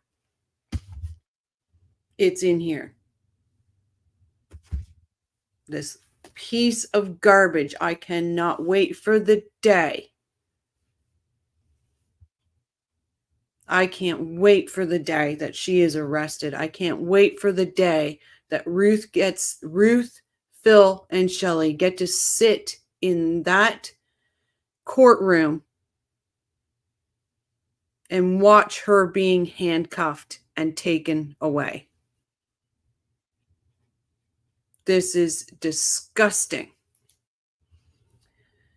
There is actually one time that I saw for myself, too, that the boy's face is in my screen unblurred. There's been much to say about the subject, but in fairness. And you know what?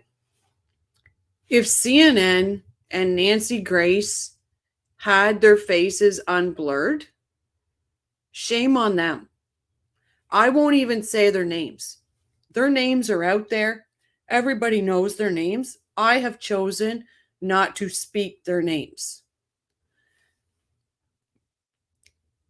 Still, her last name was out there. But she still stole those children's identity. Shame on her.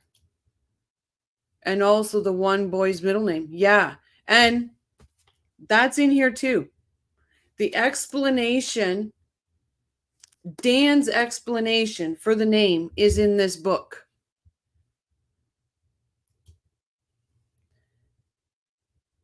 I wonder what kind two of Dad's Harvey's was. I think we got spell check again, Hugh. I'm starting to get the impression she's not being completely honest. Hugh, that depends what Donna told him to do. Yeah.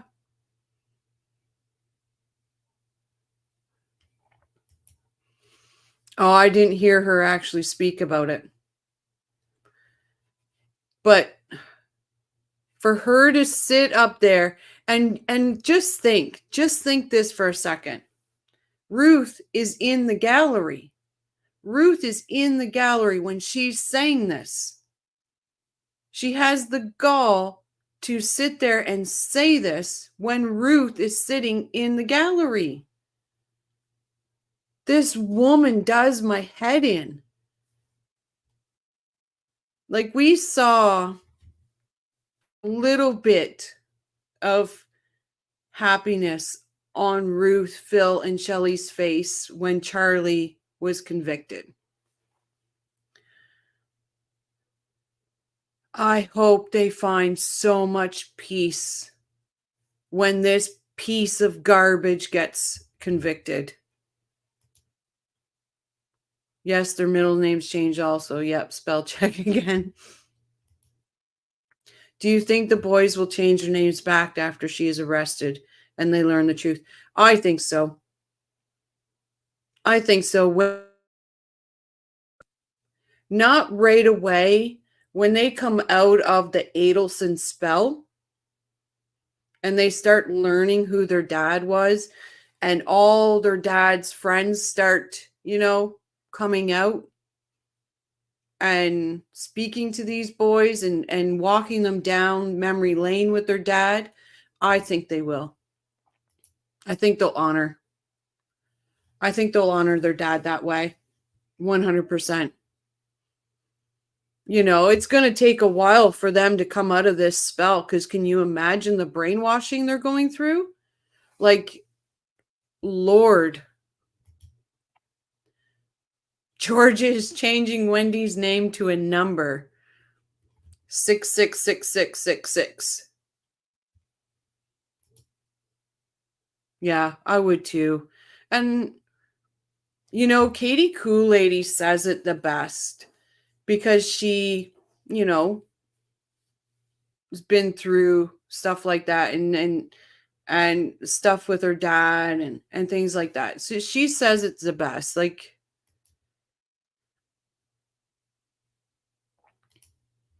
yeah, these boys, I hope they search the records to find out what their dad had named them.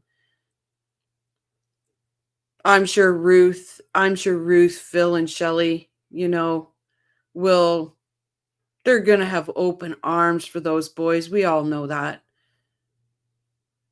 Like, I can't imagine what those boys, like the brainwashing and that. But you know what everybody has to be grateful for is they're part Dan. They're part Dan. So the goodness and all of that was Dan is in those boys. And good should always prevail. Might take a while, but you should always prevail. Okay, and that was when they were legally changed, July 6, 2015? I don't Sound remember right? the date, but if you have it, that sounds correct. Okay, so they were legally changed on that date, but just a month or so after the murder, when you were enrolling them in school, is when they effectively had their names changed. That is not true. And what did you change their names from and to? I changed their last name from their father's last name to mine. From Markel to Adelson. That is correct. And did you also drop the middle name of one of your boys that was a tribute to his paternal side? It was a tribute to both families. Did you drop Have a it? good night. I did. I lost an honor to both families that day, yes.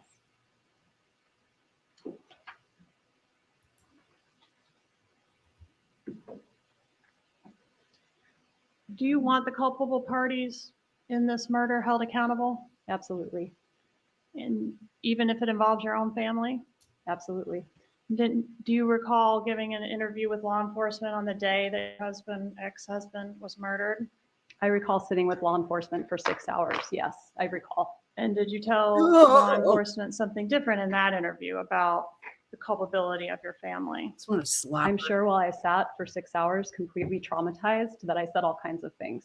All right, and was one of the things you said while you sat for 6 hours completely traumatized that you wanted the culpable parties held accountable unless it was your family? I don't believe I phrased it like that, and I think you're taking my words out of context, but sure.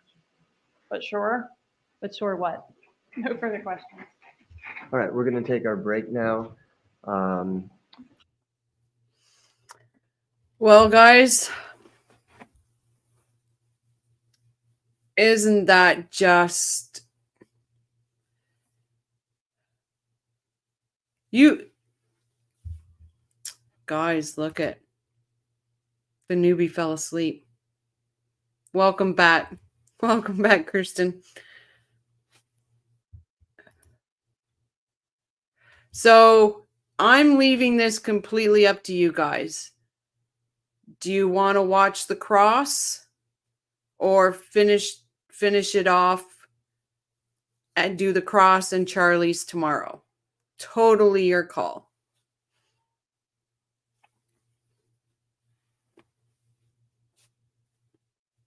Crickets. I think everybody fell asleep on me.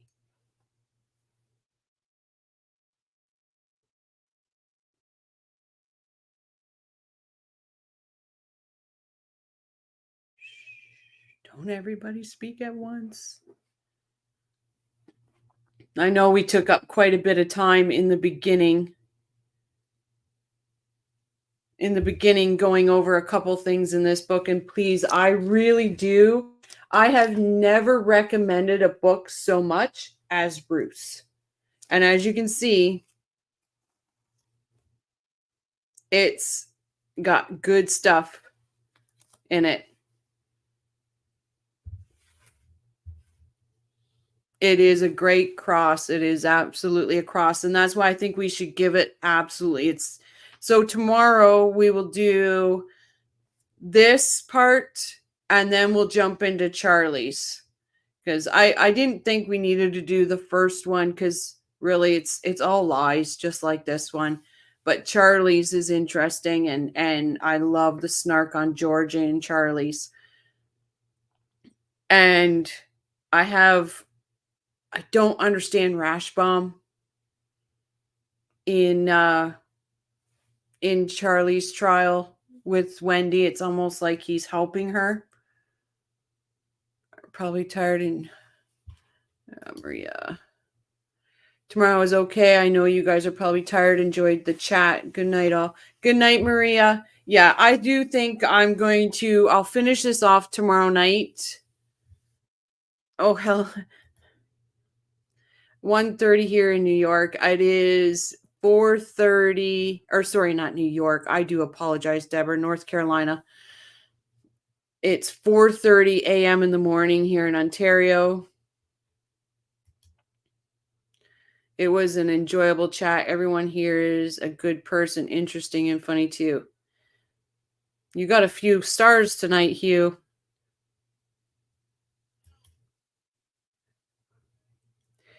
Can I please ask a favor of all of you? Can you hit that like button? And if you're new and you haven't subscribed, hit that on your way out the door, please. This little channel greatly appreciates it.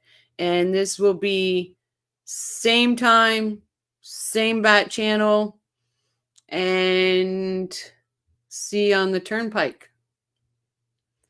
Thank you, everyone. I appreciate you so much. We'll be back tomorrow night to finish this one off and to do Charlie's because we lost an hour in the beginning. You're welcome for the stars, Hugh.